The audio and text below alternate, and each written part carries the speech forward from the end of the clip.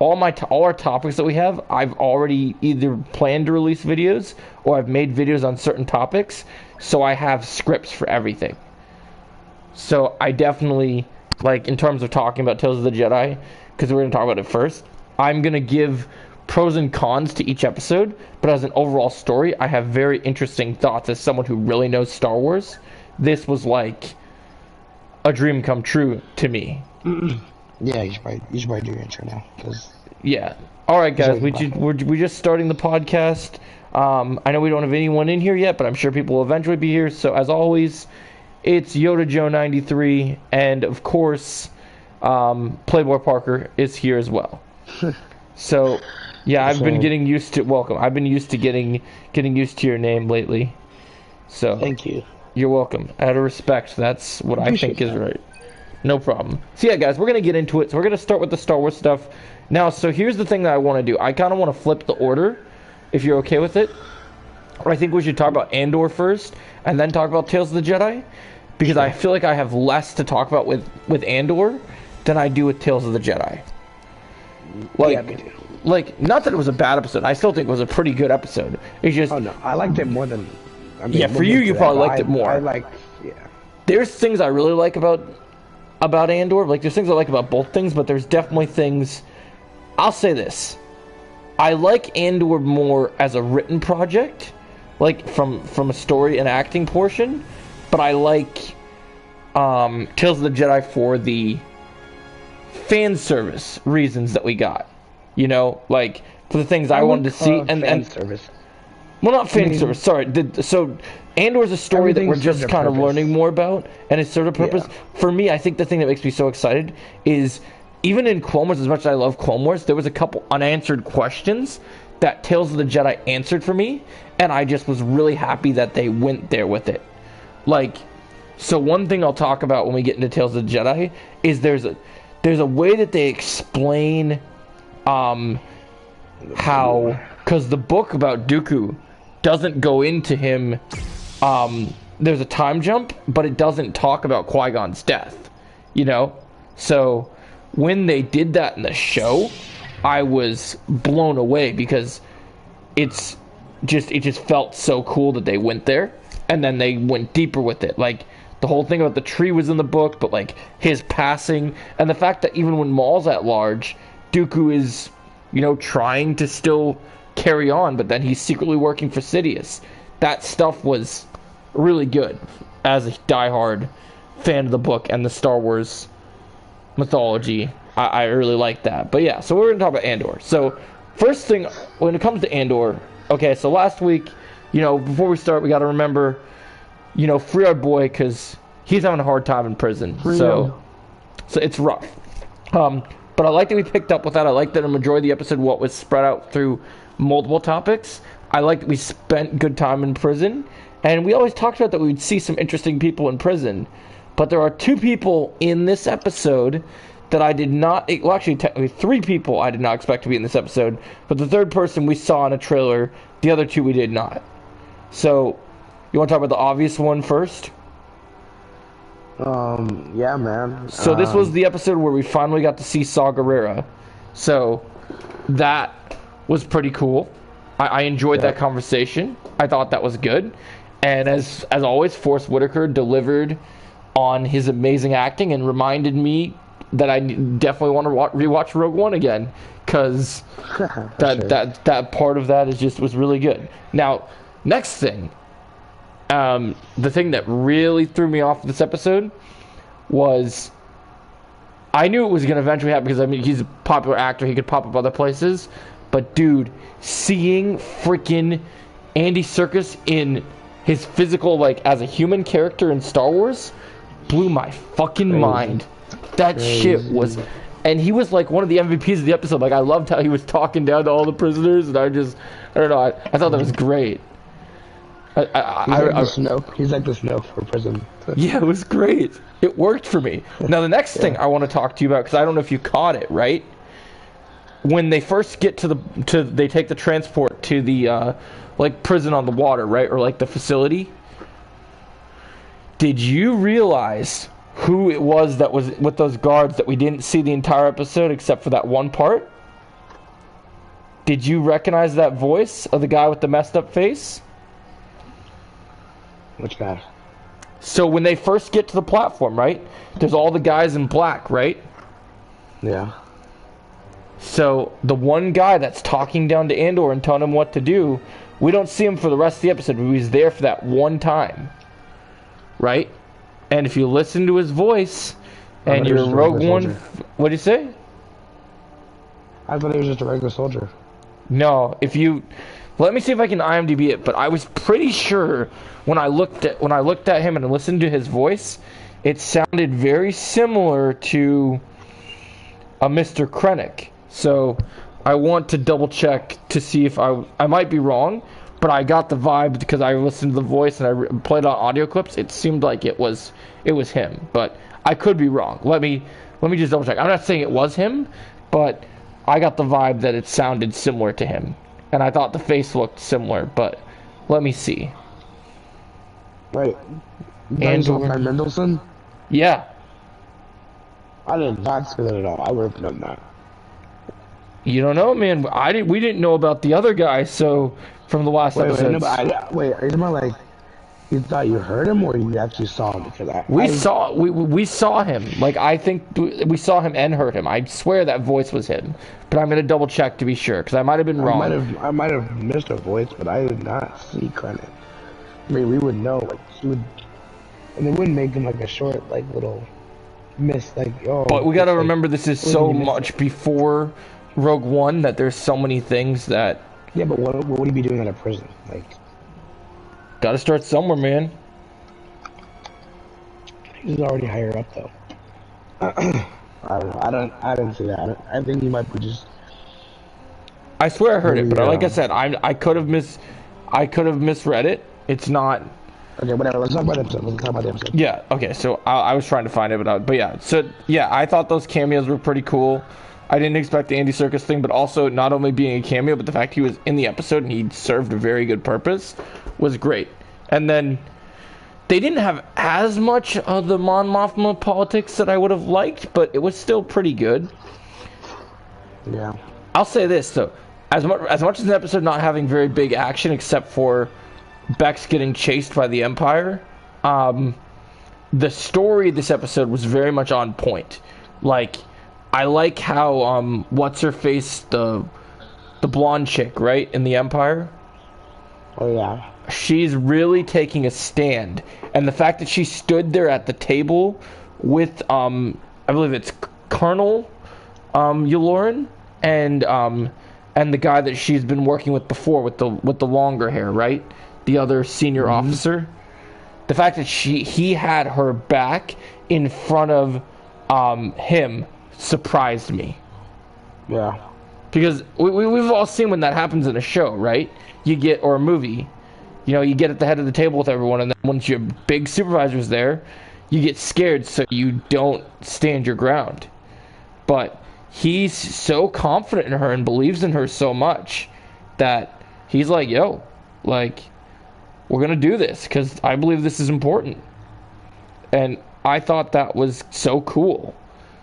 And I love that we're having these, like, inner conversations with the Empire. Like, I didn't expect us to have those things. So I think that's really cool. And I really dug that. I think for Andor, that was a really big thing with this episode was good. And also, I liked all the prison stuff too. But I thought that the Empire portion of this episode was very good. And then even seeing the stormtroopers being in the town when Andor's not there. And then I don't know if this was Disney doing this to kind of do the whole thing that they've been trying to do with the whole, you know, they got to give that representation, right? But my one complaint about this episode was, and maybe it's not forced, maybe it's just the fact that it didn't get mentioned right away, but I think the fact that the two chicks from the heist with Andor are quote-unquote together felt a little forced. I don't mind that. I don't think it was forced at all. No, I mean, it's not forced. Sorry, forced is the wrong word. It felt like, and maybe they wrote it that way, but like I didn't get that impression from the previous episodes that they were together. So it just kind of felt weird. Point. I think that maybe it was meant to be a surprise. If you watched what happened, they were feeling like kind of a way where It's not like super obvious. They make it a very Yeah, subtle that's reveal. true. But it's like at the point of that is like it's not supposed to be a big reveal. I think it's should be like normally accepted that okay, these two people are together. Like that's cool. Like you wouldn't think it's a huge reveal if a guy and a girl were together. I don't think it should be a huge reveal if That's two girls true. are together. I I just mean, it's felt just like it was weird. it's something that should be accepted now, and it's something that I Oh, I mean, completely accept it. I think it makes sense. I have no problem with the yeah, and it's accepting of cool, it. and I Yeah. kind of like the dynamic because it's unexpected to be honest. Like I honestly thought Andor was gonna I don't know do something with the one lady I forgot her name, but because they seem to be a little bit close. But I mean, I don't know. I like it. I think he's probably gonna get back to his ex to be honest when he gets. But we'll Well, yeah, see as what long as he happens. gets her out of trouble when he gets out of prison. Yeah. Yeah, so that Also, makes dude, I sense. feel bad for Andor, man. I mean, he's got it rough in prison. I mean, you can see him already going slowly crazy. I mean, he's like, fuck, like he actually thinks he's fucked, and he thinks he's gonna be in here for the rest of his life. I mean, you You can can't. see like just the pure terror on. Like, you saw that one scene where he's in the middle of like this hallway and he's looking down at all the other like sections of where people are in, and he's just the look of terror on his face. I mean, like it's Let's be crazy. honest. Like, Can you really blame him? I mean, being in that situation, especially for someone yeah, like him, would be horrifying. Like, yeah, it just would be and like rough. he can't really do shit about it unless like, Yeah. I mean, a miracle happens, and we know that someone's gonna break him out. Yeah, I feel So like that's really taking full effect. for sure. Yeah, I think that's Um, really. Yeah. yeah, I liked all. I honestly thought it was a really solid episode. I loved Andy Serkis. I think he's a great actor, and I'm glad to see him in I'm glad something. that Tony Gilroy was able to convince him to be because this Yeah, feels I think like Andy was totally on board too. He looked like he was like really. I mean, I think he enjoyed the role. I mean, he was putting his all into it. Like he was getting really like up in people's faces, and I mean, I I think kind what's of like that great about is them. like I kind of wish that like as good as he is with motion capture, I kind of would have wished if they were going to include him in the sequel trilogy, they should have just made him in the sequel trilogy let Andy Serkis be himself or be a human like character, you know? Yeah, Because it just seems like ever since like I watched Black Panther, I've always thought that Andy Serkis was like I always thought Andy Serkis was talented. But I looked at that movie and looked at him as Claw and just went, this dude just in his own skin is such a good actor and just he just sells it and you just like love it and it's just great to see. yeah, and I knew him from things before Black Panther Yeah. too. I think one of his best roles, even though he's just in mocap. One of his best roles is Caesar from Planet of the Apes. I mean, Oh, I that's agree. like iconic, and it's so well played. Yeah, I definitely agree. Yeah, I feel like I feel like Andor was really solid again. I definitely feel like it had that oomph that it really needed and like it didn't need to outdo the really good the really good stuff, but it was What the hell's going on here? oh, we can leave and try and come back. We've been in the lobby for like. Yeah, I'm gonna quit real quick, and then are we gonna be in the same party? Yeah, let me out here. I'm gonna try to start Yeah. it, okay? Yeah, try to start a new one. Um, yeah, I really enjoyed the episode though. I liked it much more than Tales of Jedi, but we'll get into that in Yeah. a little bit. Okay, But, so here's Forrest what. Whitaker. Oh, wait. Let me Yeah, finish. go ahead. Force Whitaker. Forrest Whitaker, dude, fucking amazing. Like he's such a great actor. I mean, I can't imagine anyone else playing that role. He's just so good. And I think him and Skarsgård being like the two biggest, you know, not biggest, but two of the best actors in the show, talking to each other was just so good. Um, and then just last thing I'm gonna say, I think Mon Mothma's kind of a milf, but Oh that's just my no, I don't opinion. blame you. But yeah, you can go on to the next thing, whatever it was. All right, so I'm gonna let you because I have more things to say. I know that you have gripes with Tales of the Jedi, so I want to. So we're gonna talk about. So first, before we talk about it, Oh yeah, let me know when you have when you invite me to the next one, by the way. So first, before we talk about Tales of the Jedi, let's give our score for Andor. Oh, like out of 5 or out of 10? You want to do 5 or 10? What do you prefer for your rating scale? Is it easier to do 5 or is it easier to do 10? I think it's easier to do 10, to be honest, because 5 didn't seem like enough. Okay, we'll do 10 then. So, you go. What's your score? I'm gonna go. Let's see. What did I give it? Last episode? I think last episode I gave a 7 because I thought it was good, but it wasn't as good as the previous episode before that. You know. So I'm gonna say this episode is probably. This is a very solid episode. I have no issue with this episode, but I just yeah, I would. I'll give this one an 8 because I felt like this episode was really good, and not just because of the cameos. Oh, we finally got in. Nice. Can you join? I won't let me join a match. I thought I joined yours. Did it not let me? Okay. No, you joined my party, but you didn't. Oh crap! Let me leave. Let me leave this and come and wait for you to start a match. So yeah, so that really worked for me with that happening. Like, just absolutely incredible in my opinion. Like, I think that that's a pretty fair rating for it. Like, it just, I think an 8 is definitely reasonable because it's very, very solid. Yeah, I'm gonna give it a 7 out of 10. Okay, 7's fine. Yeah, that's fair too. Yeah, I feel like 8's reasonable, but yeah, I agree. 7 is pretty good. All right, so we're gonna get into Tales of the Jedi. Now, this is gonna be an interesting topic because this our banter on this one will be very interesting because we both have different opinions. Jake Ford comes from. Oh, sorry, not Jake Ford.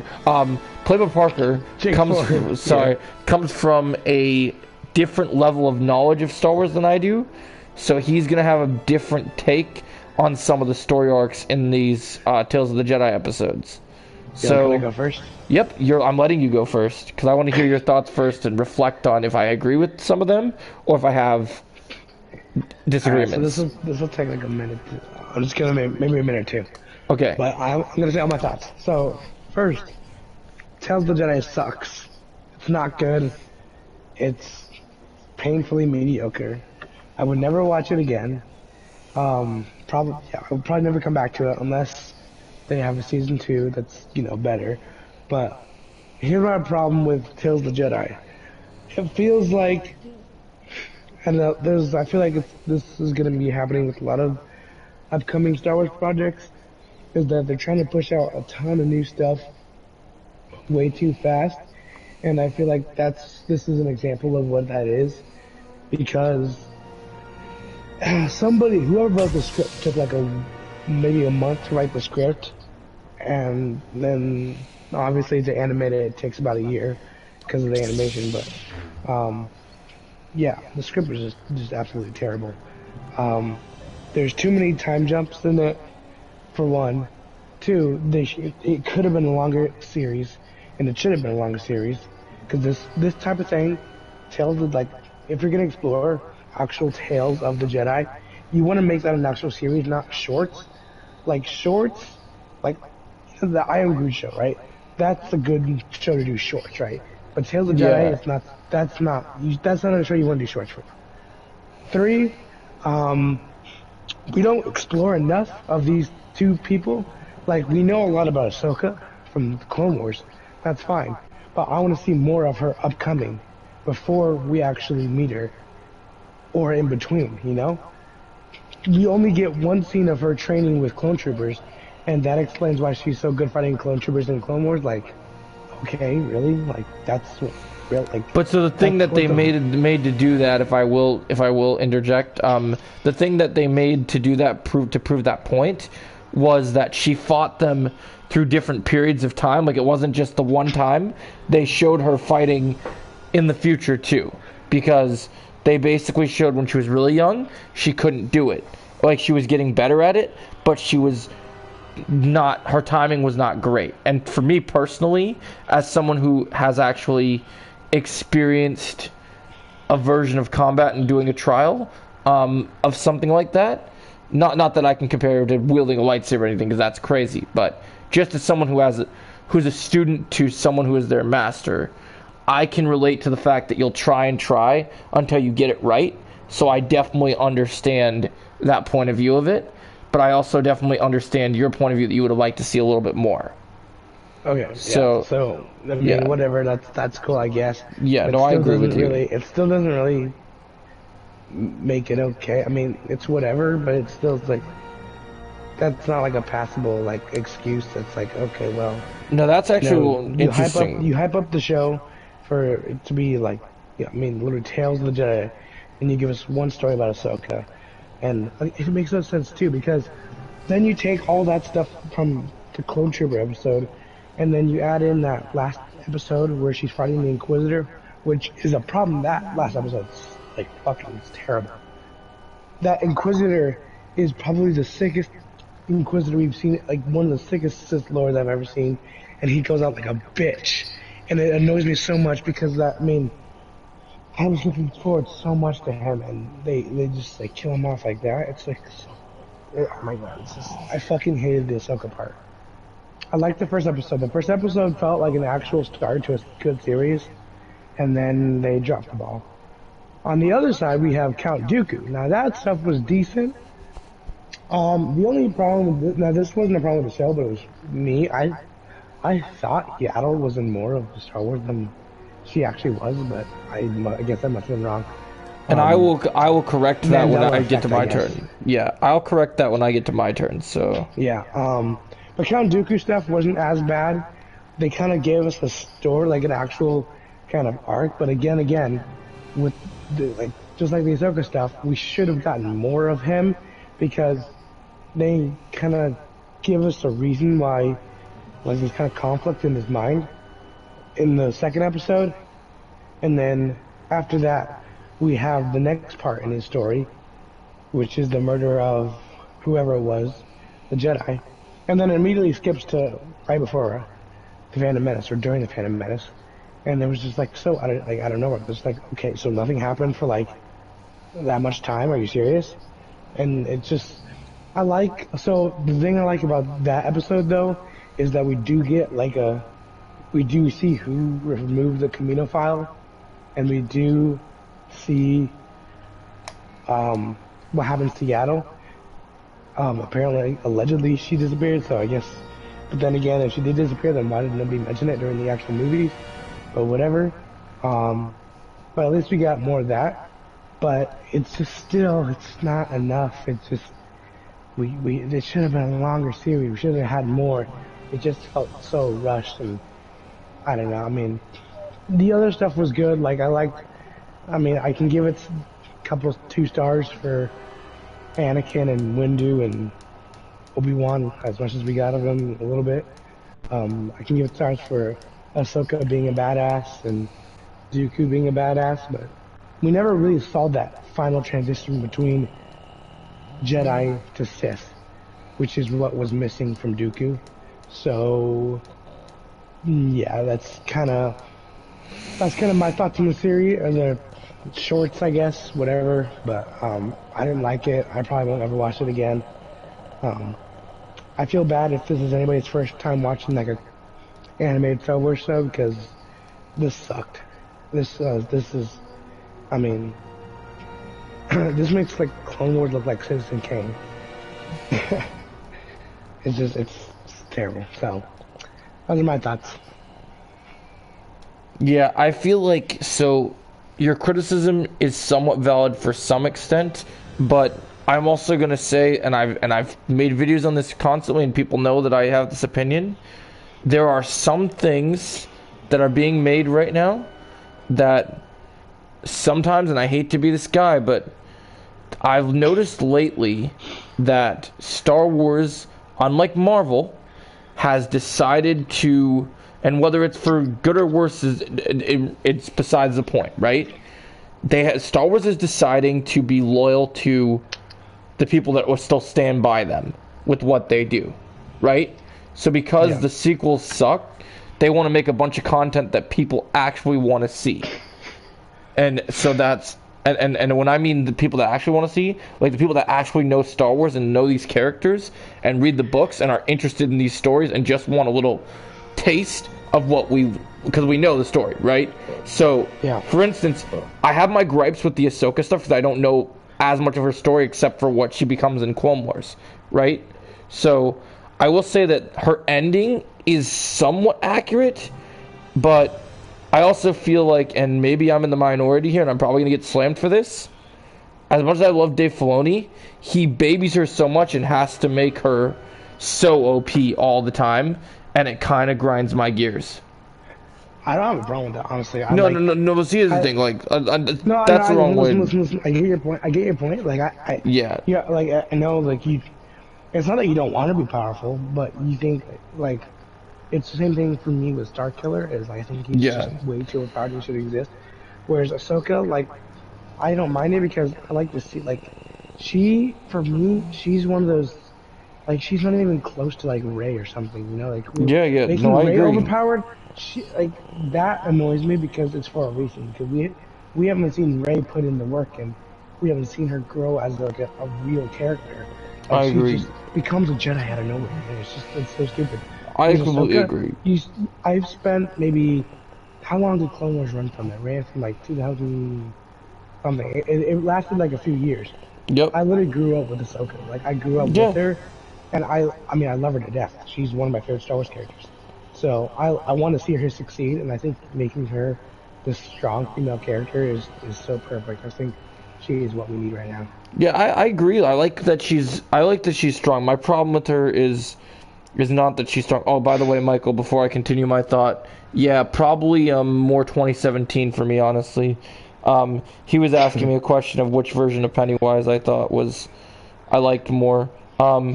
So here's what I will say. Okay, so Wait, I have never mixed mind. Good, we got teammates. Good. I have mixed thoughts on Tales of the Jedi. So when I initially told you, when I said I was happy with it, I meant that I was happy with the portion that I knew was going to be good, was good. Okay? So I've seen a lot of fan people completely, and I've gone over this over and over again, okay? For me, the best character in the entire story arc was Dooku. And when Dooku was on screen, when the Dooku episodes were there, I was having the best time ever. He had the best lines. His banter with Mace when they had the Mace in him episode was great, and I loved seeing that. Yeah, I absolutely think we needed to see more of it, but I'm one of those people that I didn't think we'd ever get this piece of Star Wars, so I think it was very cool just to say that we got to see. And in terms of the Jedi and dark side thing, I will say that while there are a few more things they could have done, they summed it up in a pretty good way. There's hidden clues that really kind of put it into perspective why he turns, right? And that's what's so beautiful about this type of storytelling, is you really understand that he turns because, one, in the book they don't mention he turns because of Qui-Gon, but it was kind of implied. Yeah. And I think that's what I like here is I like the fact that, oh, I'm sorry, I gotta deal with Vader. I like the fact that you can see that Qui-Gon's death, like, it hurts him a lot. Yep. And it kind of makes him, I mean, it makes him question, should I be with the Sith or not? And I like that, but I feel like that could have gotten deeper, and they could have gotten more of that if they made the series longer and gave us more. I agree. I think that's fair. In terms of the Yaddle things, I know you had some questions about it. As someone who has studied the prequels... Maybe I'm just stupid, but I swear I thought she was in all three movies. As someone who has studied the prequels his entire life and is very familiar with the Yoda species, especially now that we got Grogu and all that craziness, right? I believe, if I remember correctly... What planet are we on? I think we're on one of the ships. I can't remember. Yaddle was... we see her in Phantom Menace because she's very prominent when Yoda is trying to talk to Obi-Wan and Qui-Gon about... how do I explain it? About Anakin, you know, and, like, you know, being prominent about what they're going to do about the situation.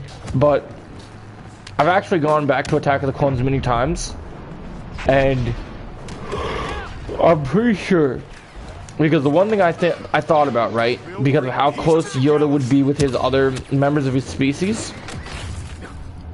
if Yaddle was in Attack of the Clones, she wouldn't have been, because remember, even though she said she wasn't a part of the council, Yaddle and Yoda clearly had a very close connection, and being that she was a powerful Jedi, just like what we saw from Tales of the Jedi, I think that Yaddle would have been on Geonosis if she was there, you know? So, yeah, I guess so I'm definitely, because everybody Jedi that is known for being powerful as a Jedi, that is of a fair rank, that is labeled as a master, partook in Geonosis. Obi-Wan was there, Anakin was there, even though he's a Padawan. Plo Koon was there, Ki-Adi-Mundi was there, Mace Windu was there, Kit Fisto was there. I mean, if you can think of a master, they were probably there. That's like, true.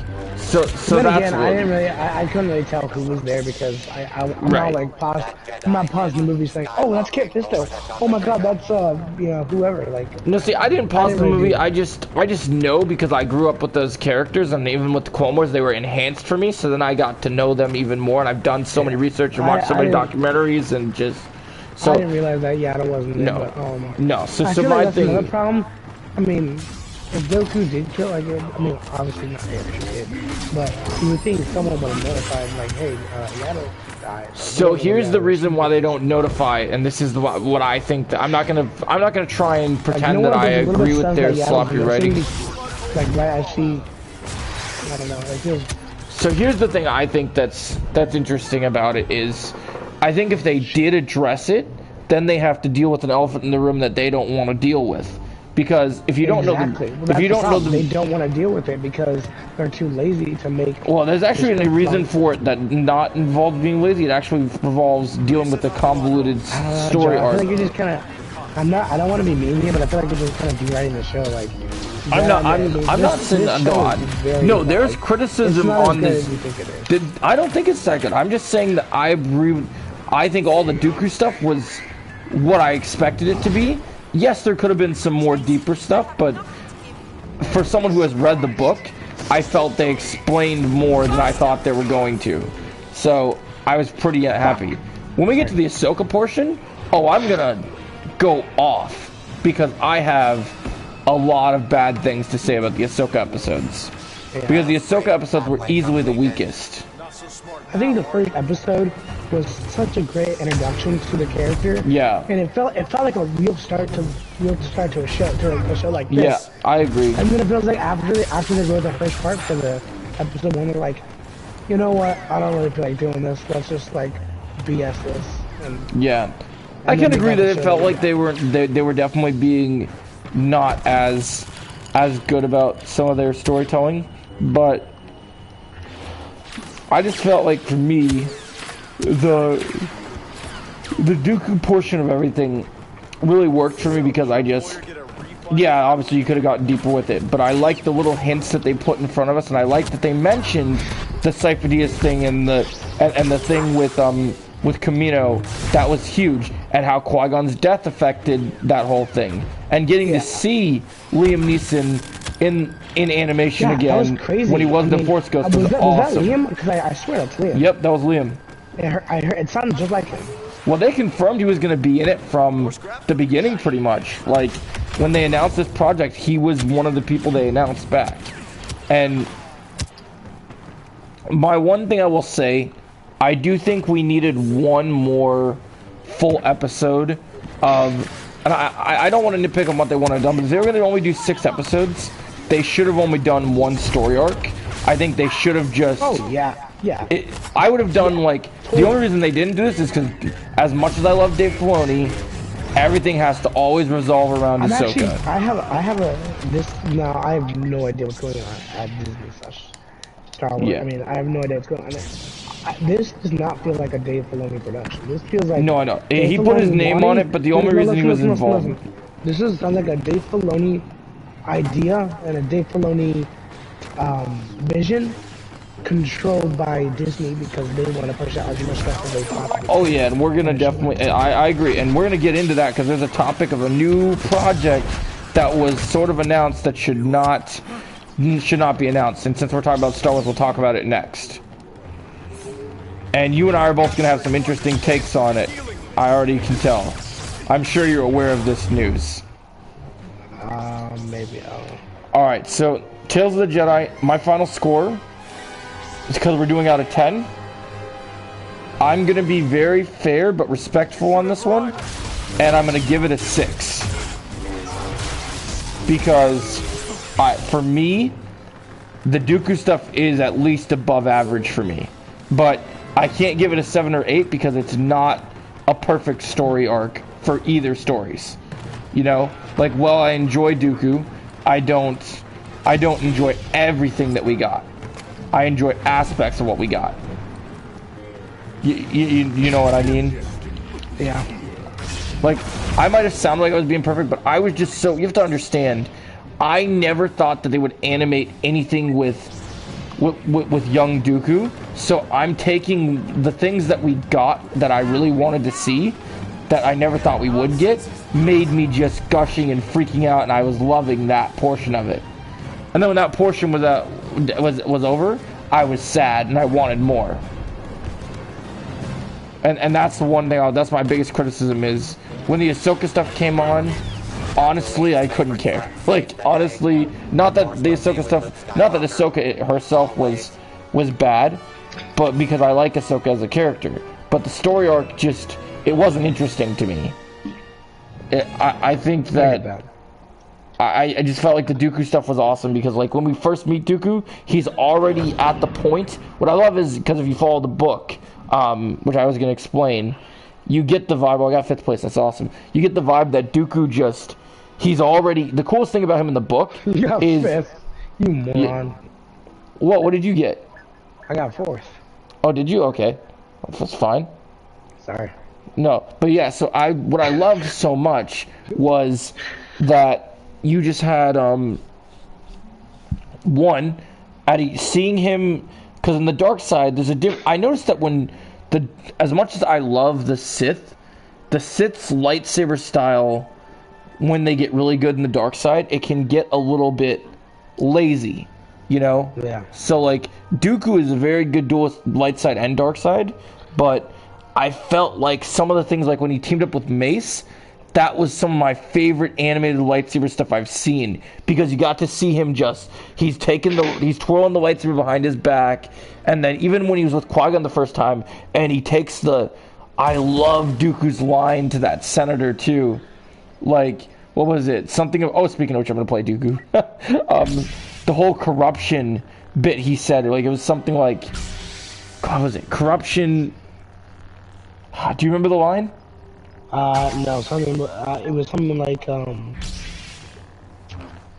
I'll punish you for your corruption or something. Deserves to be eliminated or something like that. Yeah, that's what it was, yeah. That's not what it was. But no, but it was similar enough. It's ringing a bell to me, but I loved that. I thought that was great. I also loved when he was talking with Mace in the other episode, and he was like, your knowledge is both, your sentiment and loyalty to the council is both great and whatever, amending or whatever, but also maddening. I thought that was great, because we always knew that him and Mace had, from Attack of the Clones and even Clone Wars, we knew there was history between them, but now it really shows more history. One of my favorite things that I will say even more is I've always kind of defended, well, you know, Mace is just, you know, he's a good guy, but he's also arrogant and full of himself, right? Dooku is one of my absolute favorite Star Wars characters after I read Dooku Lost Jedi. I will tell you this. After episode 3, I have a newfound hatred for the way Mace Windu treats people. Because when Dooku confronted him, and he said that that basically in the choices episode, right? Because Dooku made different choices when dealing with the death of that Jedi than what Mace did. And he's like, well, how long has this been in the works? I felt that. That was not cool, man. You know, like... Yeah, but then again, I mean, we know this about the Jedi. Like, most of them are just cold-hearted. Like, most of them... Yeah, but I just assumed, like, I've always thought, maybe it's because I just like Samuel Jackson, but I've always thought that there would be something more to Mace. Like, maybe Mace, at one time, had a nice bond, because as much as I like the character of Yoda, I've always felt like, and that's the one criticism I will say about this whole thing. The one thing I will definitely say is that my biggest complaint of this whole thing is that there was not a single scene, and I know that obviously that Dooku was already moving on with his own Padawan, but we needed one scene with Yoda and Dooku, and the fact that we did not get that, I felt was very upsetting to me. I mean, they were in the funeral scene.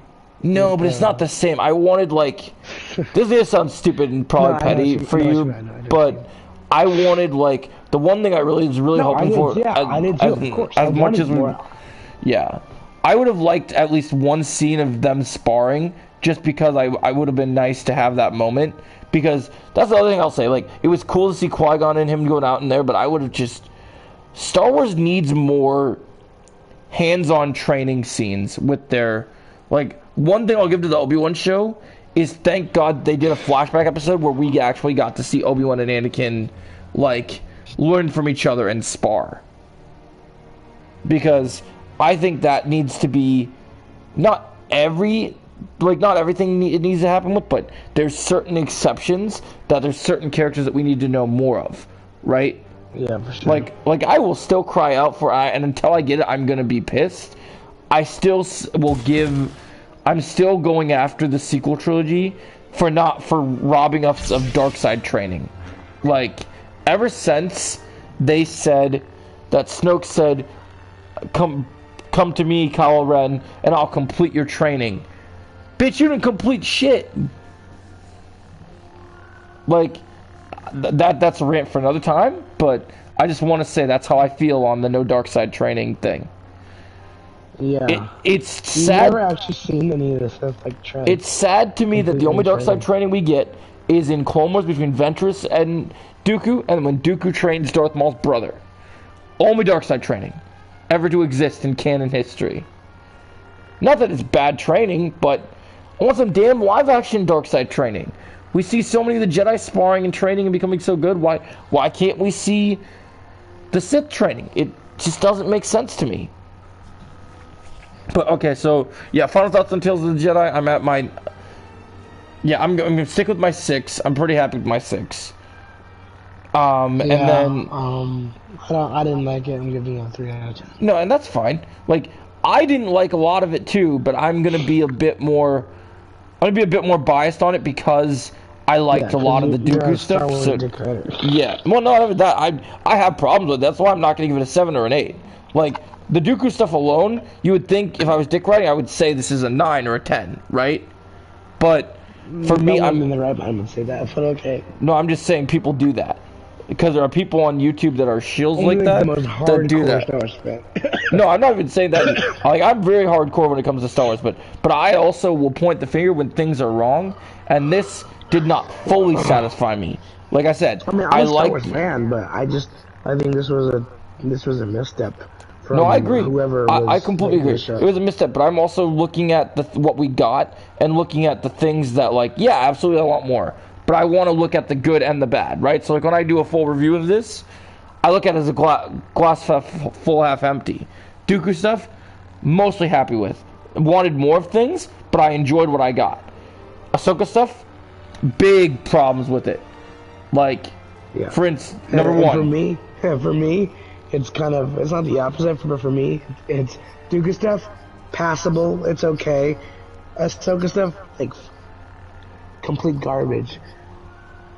They should have just, like, thrown that shit out and just focused on Dooku the entire show. That's what I'm saying in my review. They should have completely just focused on Dooku, because decent is fair, but for someone who read the book, I would say, well, we could have used more.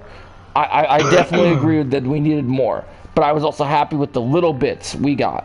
But also, so I'm split on it. Like, I would say I'm mostly happy, but I'm not satisfied, if that makes sense. Yeah. I hope that there are. I'm not. I hope that there are more Dooku stuff planned for young Dooku in animation by proper people, because that was pretty weak. If that's all we're gonna get, that's what I'll say. If that's all we ever get, it's weak. If this was just kind of the taste of something, then I'm like, okay, yeah, we'll see what we get. But yeah, for me, if I'm being completely honest, one last thought on Tales of the Jedi. What did you think of the Inquisitor going out like a bitch? Well, that's why I said my problems with the Ahsoka stuff are huge, because not only do I think they didn't make it. Oh, we get it. She's strong, but the Inquisitors were literally trained by Vader. They should be just as powerful. That should have been a duel, not just a few swipes and then she kills him. Like, that's... And it's annoying because the only reason that happened was because of the 15-minute restraint they had on these episodes. And this show should have been longer. It shouldn't have been a mini-series. It should have been... I'll have to go back in the book and see if that's how... Because in the Ahsoka book, she does defeat him, but I have to see if it's the same way, because that Ahsoka novel was also wrote by someone that's very Ahsoka biased, so I could see that she might have done something similar, but I gotta double check to be sure. And it's so disappointing because this guy, whoever this Inquisitor guy was one of the most like hyped up and anticipated people to see the show.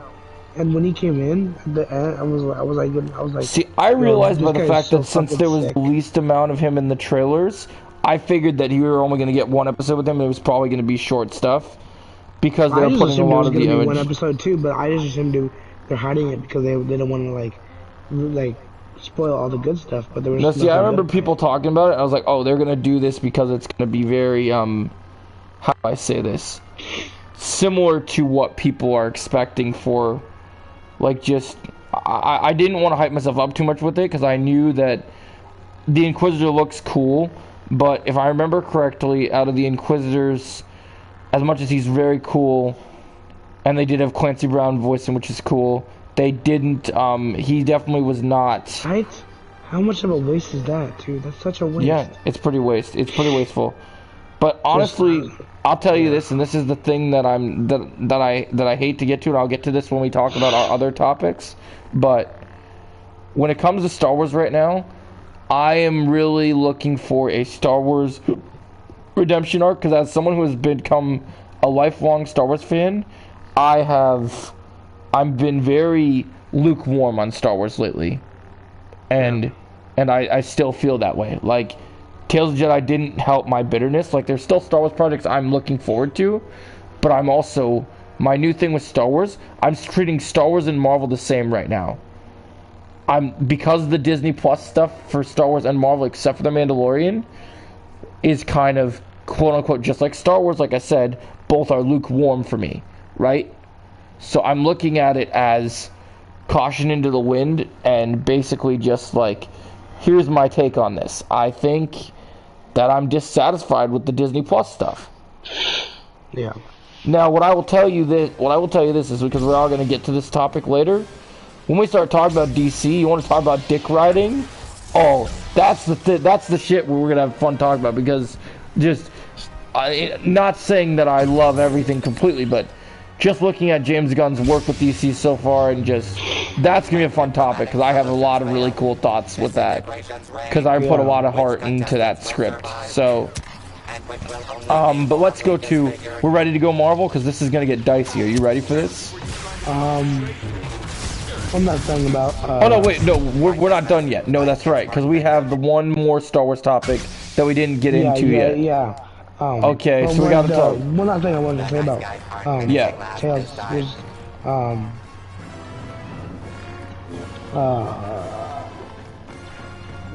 yeah, I already forgot that. I think I was just going to say that the show is... could have been better. Absolutely pathetic. Oh yeah, I remember. It worries me. The show, it worries me. I know they don't put as much effort into the actual live action shows, but it's still, the show worries me for whatever we're gonna get with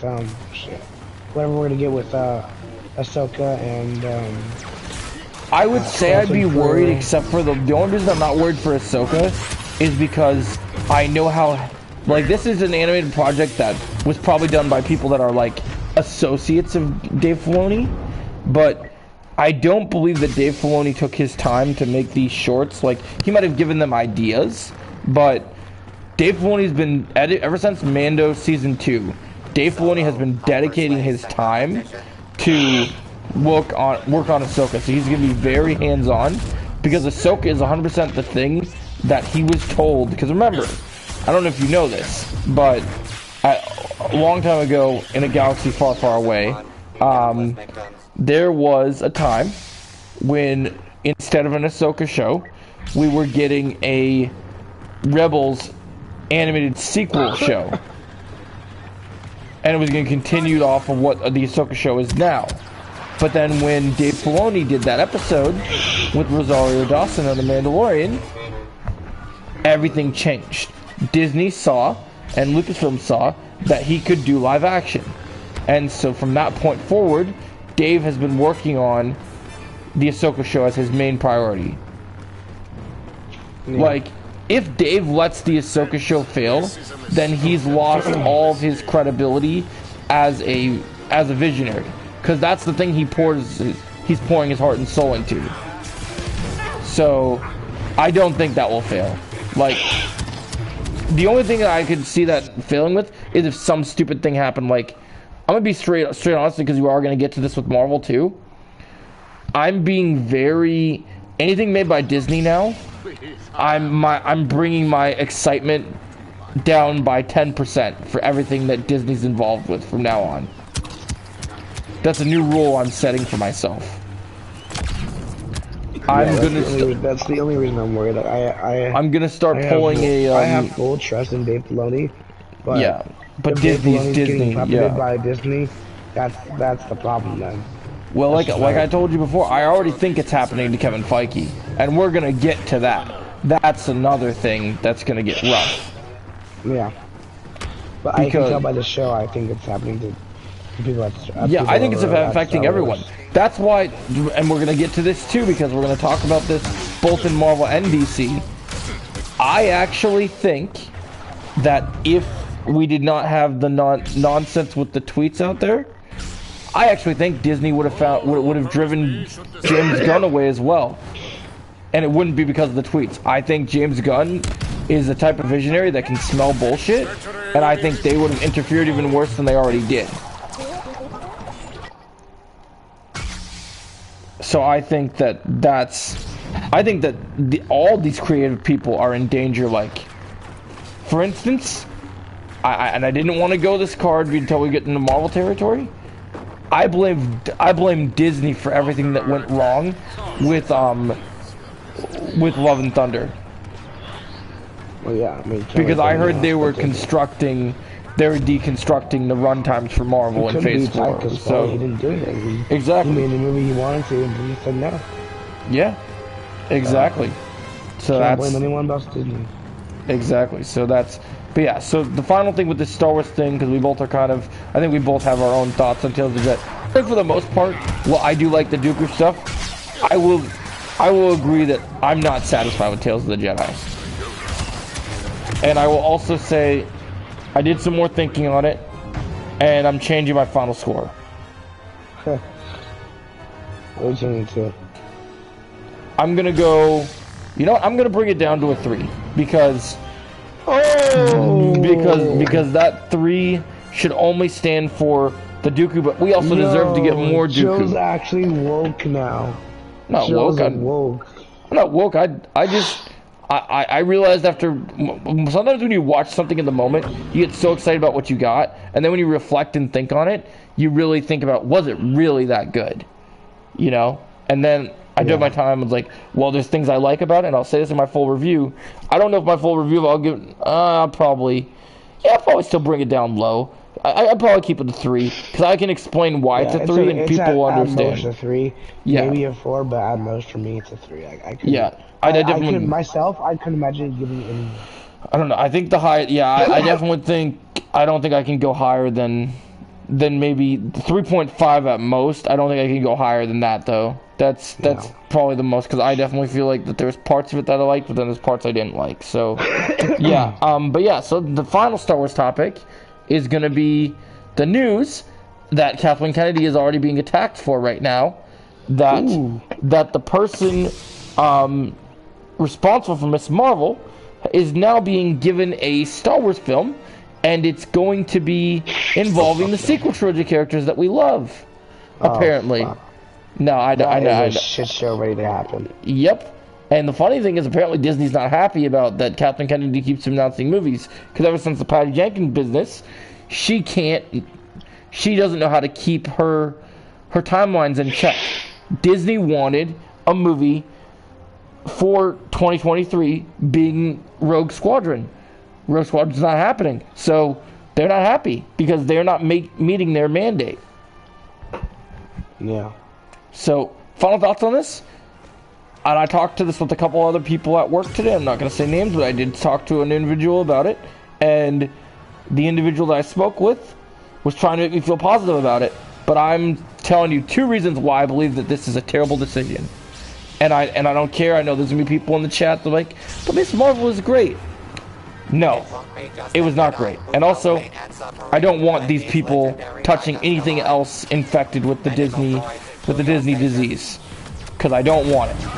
And the fact that it includes sequel trilogies that I don't know, like someone told me today, and they've told me before, well, if you get different visionaries writing for them, then these sequel trilogy characters will have to be good. No, they had their shot to make these characters good.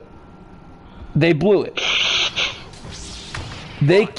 I don't care what anybody else said. Now they could still maybe make Poe better because Oscar Isaac is a good actor, and yeah, maybe they could do something with Finn. They won't. Listen, they could. You're right. They could, but they're not going to, and they can't because Oscar Isaac is uninterested. He doesn't want to do it anymore. Exactly. I don't see him becoming back. Everyone else does. Yeah, and I'll say this. I'll be surprised. Fuck that, dude. I'm not gonna try and save a character that's already fucked. I don't think Finn's coming back. If they ask Finn to come back, I guarantee you when they say sequel trilogy, he's done.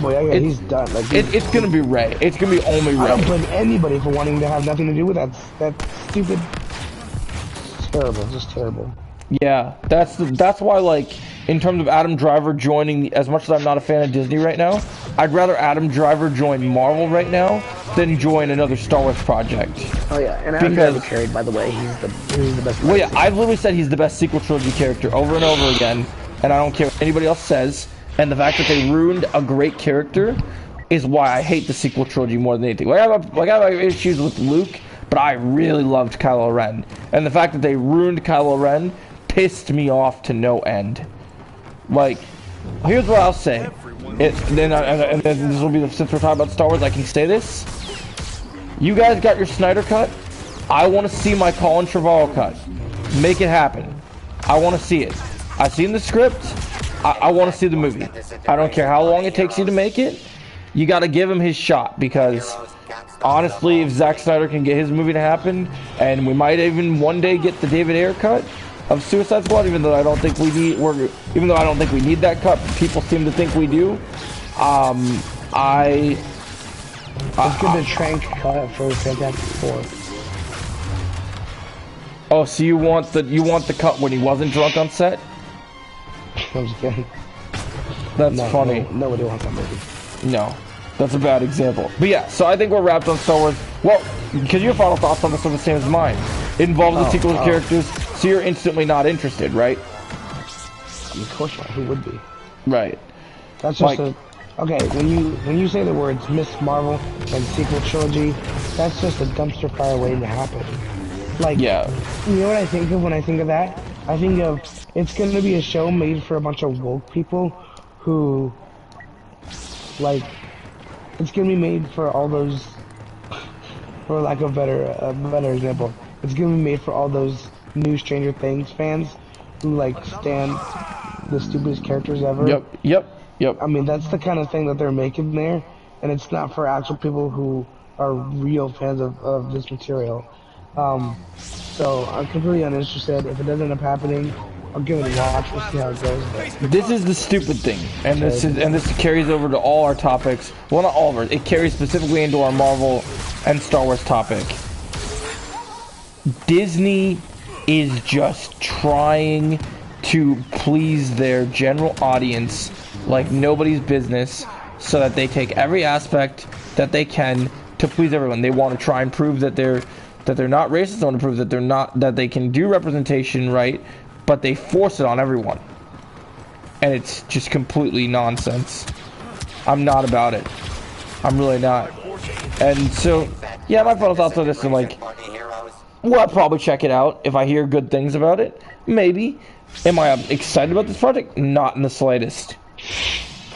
yeah, no. And for the record, if we do ever get to the point that they make a Miss Marvel Season 2, I will only read the recaps for information regarding those things. I'm never touching that show again. That's finalized, by the way. I'm not watching it again. Watch the trailer for the show. The trailer looks exactly like... Yeah, if the trailer looks like Season 1, if it show. looks like Season 1, I'm not watching Season 2.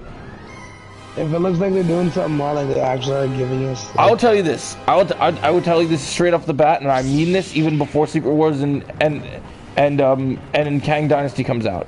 If Miss Marvel Season 2 gets officially greenlit before we finally get news of Moon Knight Season 2, I'm quitting Marvel. I'm done. Like, I'll watch Secret Wars and the Daredevil stuff, but I'll be selective Marvel then. Like, because, no. Tell me in what way that makes sense. In what world is that a good decision? Apparently this world. No, but for your opinion, right? If you hear tomorrow, right? Miss Marvel Season 2 will come out in 2023. Moon Knight, to be continued, not determined yet. What will you do? I mean, I'm not gonna like hate Marvel. I'm not gonna quit Marvel for it, but I'm gonna be like, honestly, if that happens, I'm not gonna be surprised because it's Disney. Like, what the fuck do you expect? But why would you do something so stupid when people are crying out for another season of Moon Knight? Because, Joe, it's out of our control. Disney doesn't give a fuck about the fans. That's true. They give a fuck about money. And as hard as people and we'll talk about this when we get to Marvel, but as hard as the higher ups at Marvel try, they answer to Disney, and whatever the Disney says goes. So. Which sucks. Yeah. All right, so let's get into the Marvel. So we're going to talk about the positive Marvel stuff, and then we're going to get into the horrendous and horrible, because there's some pretty bad Marvel stuff to get into. Yeah. So first off the bat, do you want to start off with news, or do you want to start off with trailers? We're going to talk about the trailers first. And then we'll get about and talk about news, because there's a couple cool newses to dive into. But we're going to talk about. So this is an interesting, because Marvel right now is very similar to Star Wars. Marvel's going to be even more of a mixed bag. There's some really good things, and then there's some really mediocre crap, dog shit things. So yeah. So start off the bat. Let's go in order, right? So you guys probably have seen. You guys might have seen my video on this. You might not have. But if you didn't know, on Monday we got a little trailer that we've been waiting for a long time. Yeah, called the Ant-Man and the Wasp Quantumania teaser trailer, and what a glorious teaser trailer it was. It did everything that we were hoping that the movie will do, and it left in a world where most of us are not generally super excited for Wakanda Forever, and we're not super excited. We just want Phase 4 to be over, and we have issues with things going on with Marvel. I gotta say, if this is how Phase 5 starts, just from this trailer, I'm into it. It shows promise. It shows that this could be pretty good. And that's coming from someone who's a fan who loves the Ant-Man movies. Even though Ant-Man 2 is not great, but they're both enjoyable movies. So, and this looks like it's going to be taken a little bit more serious, and I'm all for Kang, man. I think Kang is just going to be awesome, and I can't wait. In terms of the trailer, yeah, fantastic trailer. Music, great. Visuals look incredible. Like, honestly, when I saw this trailer, and this might get me backlashed by a bunch of people, I looked at this trailer, and when I saw the Marvel Studios logo, I looked at it and I shook my head and goes, No, this is not the same people that let Phase 4 happen. There's no way. Because that's how I honestly felt. Other than Multiverse of Madness, because that was a good movie. No, I was talking about what we consider to be the bad Phase 4 projects. I'm not going to be as hard on Multiverse of Madness. I have my own gripes with it, but I will say the CGI is not one of those gripes. So, the CGI is fine. So I'm not going to go at it for that. I will go at Miss Marvel for that. I will go at She-Hulk for that. I will go at Thor Love and Thunder for that. So, yeah. Yeah, I liked the trailer a lot. I thought it was... I liked that it's kind of... I like the vibe. Sorry, my bad. No, keep going. Sorry. I had a spur of the moment. Yeah. Go on. Okay, hold on. But I like the vibe of the trailer. I think, like you said, I think the visuals were probably the best that we've seen so far, like out of Phase 4 too. It was really good. I love all the new costumes. I love the new outfits. I think I really like Wasp's outfit. I think it's very comic accurate, I guess. I like her new haircut. I think her new haircut's pretty nice. Yeah, she looks like Janet from the OG Avengers. Yeah, it's pretty cool. I thought that was nice. Kang is awesome. I mean, Kang sucks, dude. Can we also talk about how Jonathan Majors is like on top of the world right now? Oh yeah. I mean, he has everything right now. Oh, yeah, I was literally talking to people. Devotion. He's got Phase 3 coming out, and he's got Ant-Man. Well, he's gonna be the next big star, so that's the cool thing. He's doing good for himself. Yeah. Yeah, I love the trailer, man. I watched it probably like 10 times already. It's so good, dude. It's a great trailer. I think for me, Quantumania before the trailer was already one of my most anticipated movies of the next like Phase 5 and 6. And I'm so glad we're getting this up early because it's like it feels like a Christmas present, right? Yeah. I'm getting this movie right because I'm gonna say this and I don't care what anyone says. Ant-Man movies are slept on. I like Ant-Man and the Wasp. Ant-Man and the Wasp, for me personally, is one of my higher ranking Marvel movies. I would put that, it's not a hot take. I put Ant-Man and the Wasp over like Guardians Volume 2 or that's fair. It's like a really hot take. I put it over I put it over Captain America: First Avenger. I will. That's fair. That's a hot take for you. I will say I will say this in terms of as much as I'm excited for Quantumania, there is one gripe that I have that I've heard about the movie that makes me not nervous, but just something I'll miss the charm that the previous Ant-Man movies had. I am a bit sad that I've heard from reports that this movie apparently isn't going to feature the return of Louise. Because, yeah, I didn't even think about that. Yeah, Louise. So that does bum me out a little bit because I loved his part in those previous two movies, but I understand that maybe they removed him because they really want this movie to stand out and be serious like the way that they want it. Like, Paul Rudd does bring the comedy, but he brings the comedy in like more of a Tony Stark way, like he acts out of fear, and that's kind of what makes him interesting. Where I feel like with Louise, maybe they're worried that you put Louise and Kang in the same movie, maybe it won't feel as real of stakes as they're wanting. So I think that's kind of maybe a slight concern, but nothing that I think that will benefit my take on the movie. I just think I'll be sad not to have those nice little recaps, because I still want that to be if we're talking about Disney Plus specials, that's one they should definitely do. Like, just him just telling people how the MCU is from his perspective, I still think would be absolutely incredible. Yeah. I think, do we know for sure that he's not going to be it? Because we know the movie's not going to start off like... I've heard from sources that he's not in it, but, sometimes sources lie, so you never know. I heard that T.I. wasn't going to be in it. Because, but I don't know, I didn't hear that Matt's opinion wasn't going to come back. Like, I would imagine he would come back to, like, the beginning of the movie, where it's like Scott's just living his life. But I mean, I would get, like, obviously he's not going to be the rest of the movie, because they're in the quantum realm, but I think mean, I think maybe this movie is first going to be part of so focused on the family dynamic of the actual legit family that might be why he's not in it. Yeah, maybe. That was sucks though. I mean, it sucks that he's not in it, but you know. And maybe What he's can in you it do? for a little bit. Maybe he's in like a cameo for the beginning, but I know for a fact he doesn't have nearly as big of a role as he had in the previous movies. Like, maybe something will come out, like maybe we'll get a second trailer and he's in like a split second or something for it. Yeah. But yeah, I think so let's see. So yeah, I think Quantumania looks great. I think the drama between Cassie and of course Janet and Hope is going to be very interesting. That looks very much like it's going to be an interesting part of that movie. And the mysteries of the quantum realm look great.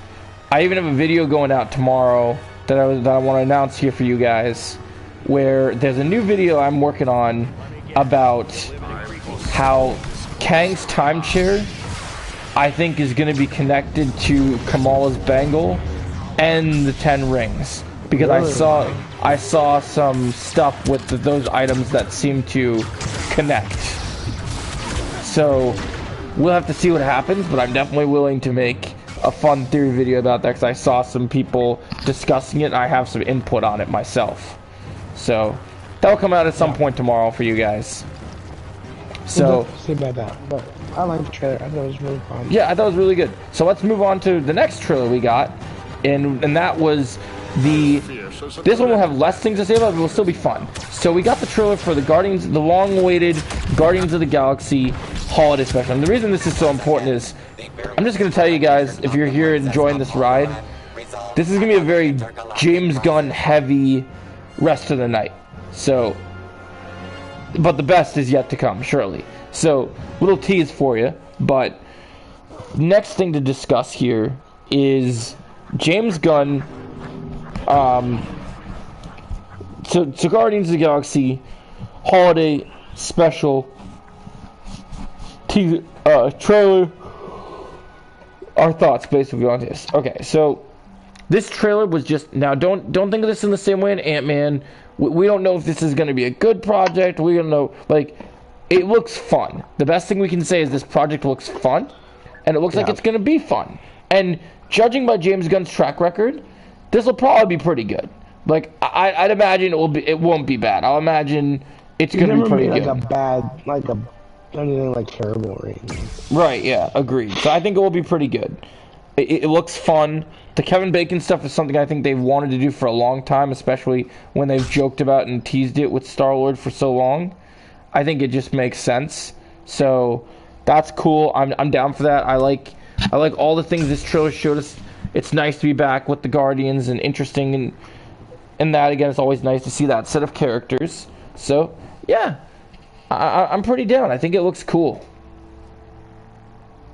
I'm 100% on board and interested with what they're bringing to the table on this one.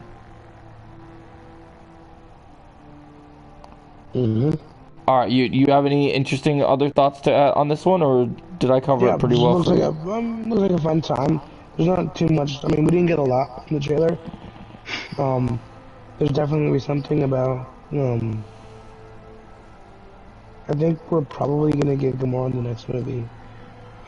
Just because he's been looking for her and he misses her. I mean, yeah, they hinted. I think she'll be. They want to cheer him up with the Kevin Bacon and Christmas. And we also saw Groot. Groot looks like he's been hitting the gym too because he's looking beefier than ever. Oh, for sure. So that was pretty cool seeing Groot grow up. I think by 3 we'll see a fully grown Groot again. And then last thing with that is what was I gonna say? Oh yeah, I'm really liking the whole Marvel and Christmas thing. I think the reason I rated Hawkeye from last year so highly is because it was just a fun time around the holidays. Because I love the Christmas aesthetic, and I hope that we get like a Christmas kind of Marvel thing every year because it's super fun, and I think it's a great time, and I hope we get more of these specials because these specials are really the way to go. I agree. I think these specials are going to be great, which is why I'm so glad you brought that up, because we're going to be needing to discuss our next topic of specials, which is rumors of a Silver Surfer project being a special is the next thing on the menu, from what I'm being told. So Yeah, that's awesome. Like I think personally myself, um, that's the kind of character you want to give a special, because you don't need to give him a movie or a series. You give that character a special, and you make. I mean, if I'm gonna be honest, I'm just gonna say this really quickly because I don't want to go back to the whole topic. We already talked about this. I think Tales of the Jedi would have worked better as a special than an after show, because it probably felt like a bunch of different stuff, but it felt like there was a lot of filler in between. I And kind think of thought that we would see it as a special, honestly, but I guess that just didn't happen. Yeah, but yeah, I think special is the way to go. I don't think Marvel needs to overdo it, but like it works, and I think it's a great thing for Marvel, because they get to tell a lot of like give us a lot of information in such a little time, and I mean it's efficient. So yeah, I really like. I wonder who they're gonna pick, because I don't know if you heard this, but I heard. And these are just rumors, like no sources or anything. Oh, you got kicked? Okay, you can join back. No worries. You shouldn't be standing still. I heard I didn't give. There's like no sources, but just strictly rumors that Hayden Christensen was interested in playing Silver Surfer. Yeah. I mean that's cool. I don't mind Hayden Christensen. I don't think he's the best actor in the world, but he's got range, and he can get something like Silver Surfer. I think he could do good in. I'm not against it. I think he could probably do pretty well. Yeah, for sure, man. I'm getting back on Felicia. Yeah. So yeah, I think with this is great. I think this type of projects is a great way, and I do hope that they continue to use these specials to do this thing where not every character needs a movie. And I think this would be a really good way to go about that. I'm definitely a fan of how that works. I think that would be pretty fantastic. If I do say so myself. I'm very down with it. Yeah, I get the vibe that it could definitely go pretty well. Like, I definitely think that there's good plans and good ways. Do we know if this is happening before or after Fantastic Four? We don't know. Because, like I said, this is just a rumor from what I'm being told right now. It's not confirmed by any major studio. But I'd imagine Marvel will bring it up to our attention eventually. Yeah. It took them a while to officially announce Werewolf by Night, so honestly, I won't be surprised if that's gonna be kind of going around for a while, because I think when we talk about Marvel, I think things are gonna be a little dicey for a little bit, but hopefully they will still get some really good things in Phase 5. Like, I'll be completely honest, while I'm excited for Phase 5, I'm also going into Phase 5 very cautious, because I don't think everything in Phase 5 is gonna be amazing. Because in my opinion, I think Marvel's gonna have to earn back a little bit of trust with its fans. Like, especially, like, obviously we're gonna get great things like Secret Wars and Kang Dynasty, we hope. But let's remember, which we're gonna get to this topic in a minute, that we gotta. I know Kevin Feige's under a lot of pressure because he needs to make sure Secret Wars is just incredible. And these other projects, my biggest problem with Marvel right now is I want these smaller movies to take precedence. I want them to be good, you know?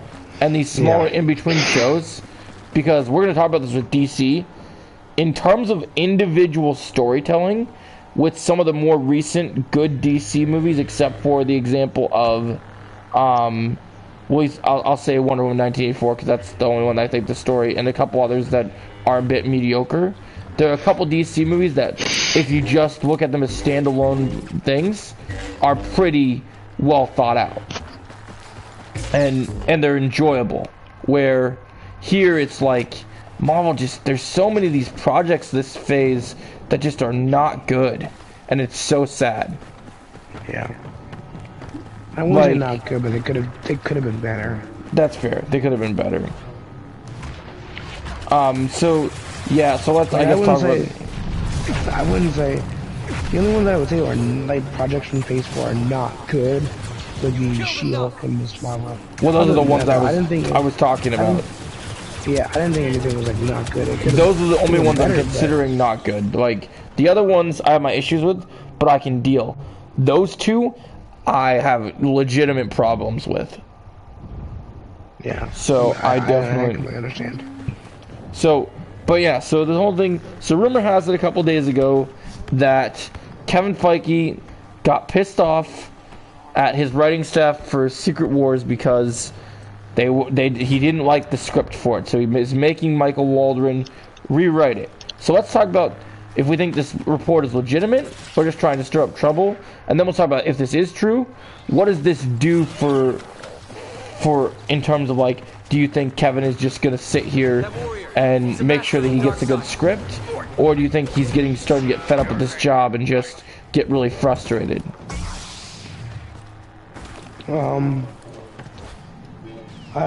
Let's just say, I mean, so it could be someone trying to stir up stuff, but then again, this reminds me of that time before they made the Spider-Man deal, where Amy Pascal threw a sandwich at Kevin Feige's face. Yeah. That stomped out the room because he was mad at him. But, yeah. Kevin breaking chairs and tables, I don't know that. No one does that. Like, no one. He could be, but I can definitely see him getting angry. Like, I don't think anybody. I wouldn't blame him. The Secret Wars is arguably one of the biggest. Oh, absolutely. No, I think he's completely valid in what's going on. Yeah, this is completely valid. I think if this is true, it's completely valid of him to do that. Like, and we know he trusts Michael a lot, but he knows how important this movie is, so he wants it to go smoothly and he wants it to be very good. So I definitely don't disagree. I mean, if you just look at with the Blade situation, though, he knew there was an issue with that director. He got him out of there. Simple as that. Yeah. So I think I don't think he's gonna quit his job or anything, but he's gonna get it right. He's gonna make sure that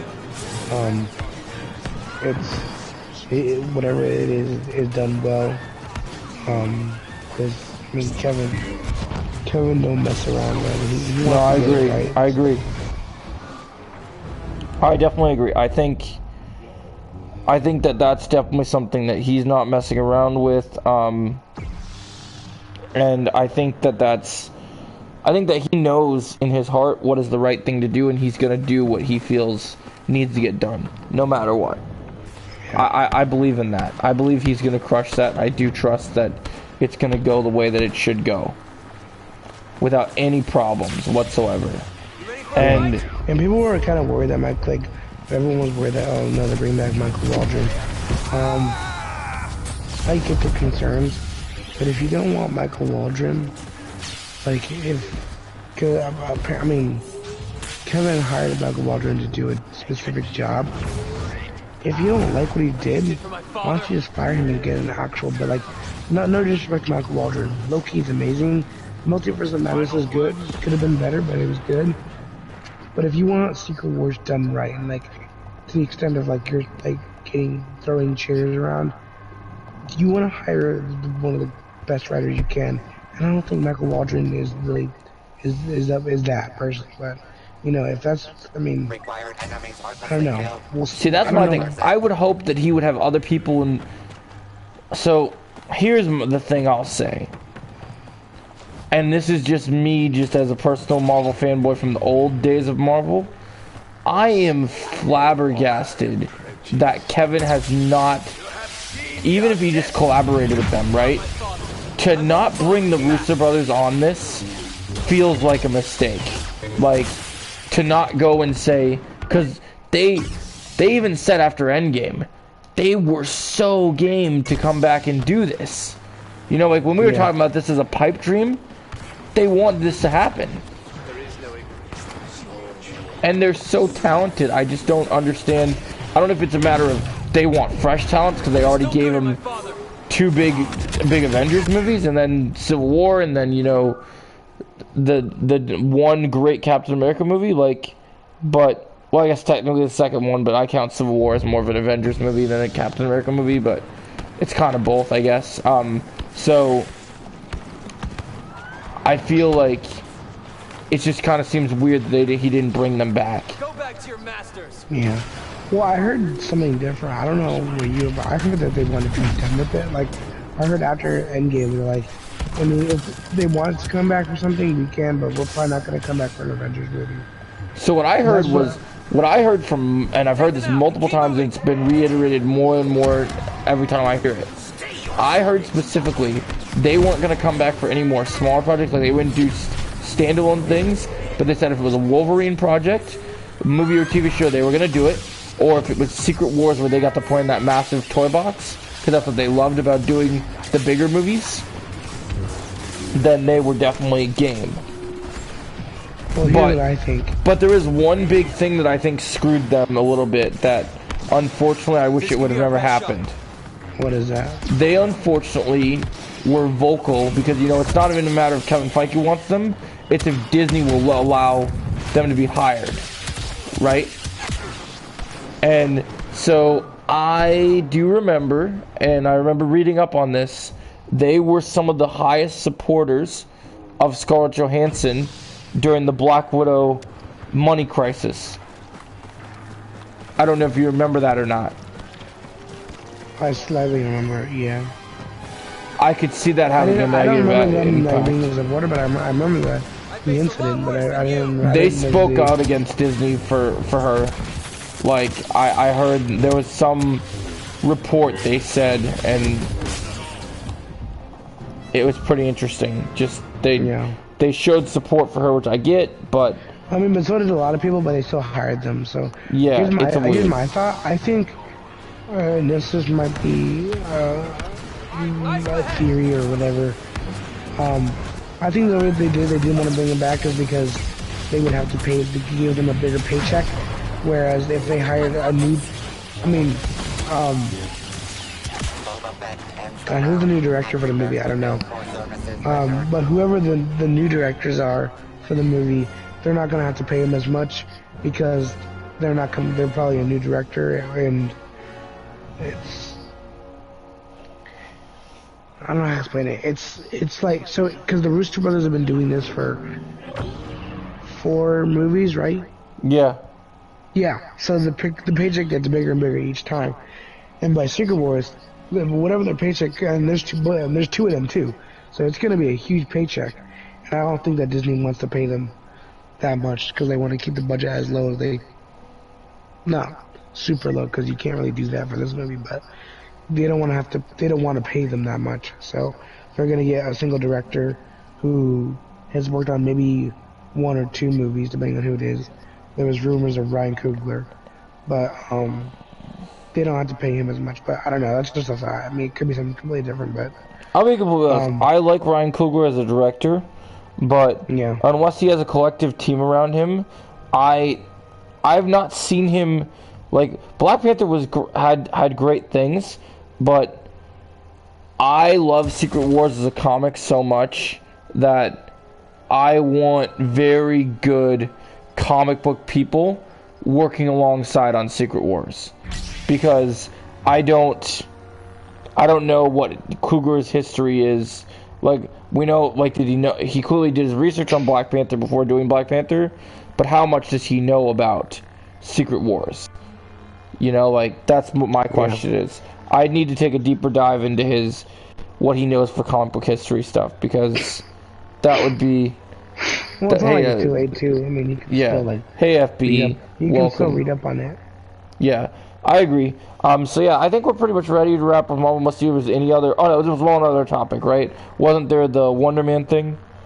Oh, yeah, the actor for Black Manta. Whatever his name is, I can't pronounce it. Is rumored to be playing Wonder Man in the upcoming Wonder Man series. I think what's really interesting about that has Wonder Man hasn't always been black, right? No, he was a white guy. Yeah. Yeah, So that would be it was gonna be Nathan Fillion in Guardians 2 until he got his part cut. Now it's gonna be or possibly it's gonna be him. That's interesting. Yeah, we'll have to see what happens with Wonder Man. I like that character idea very much, so I'm very interested to see where things go.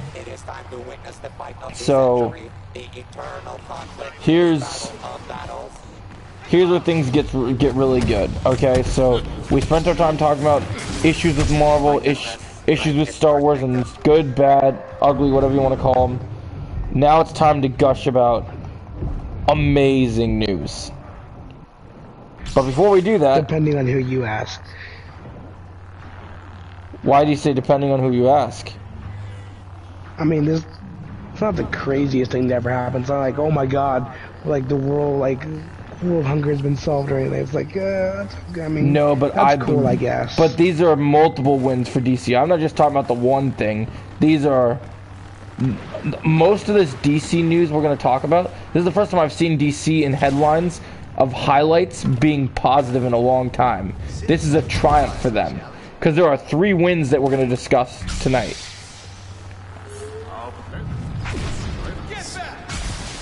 I mean, they're not huge wins, but they're wins. They're bigger than they've been in the past. They're not canceling a movie. And they have a creative vision. Nobody should cancel a movie anyway. When you make a full fucking movie and then cancel it before you, like, that's not acceptable for anybody. Oh, that's right. I forgot. We have to go back to Marvel for one day. There's one topic we forgot. What's that? That Marvel might have scrapped another cameo now, and I've heard from more sources that it definitely happened. What happened? Do you not remember what I told you at work today?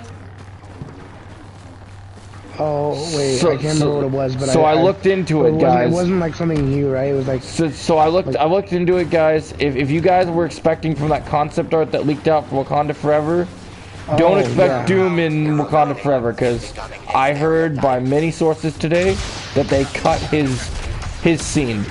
I even filmed a video about it today.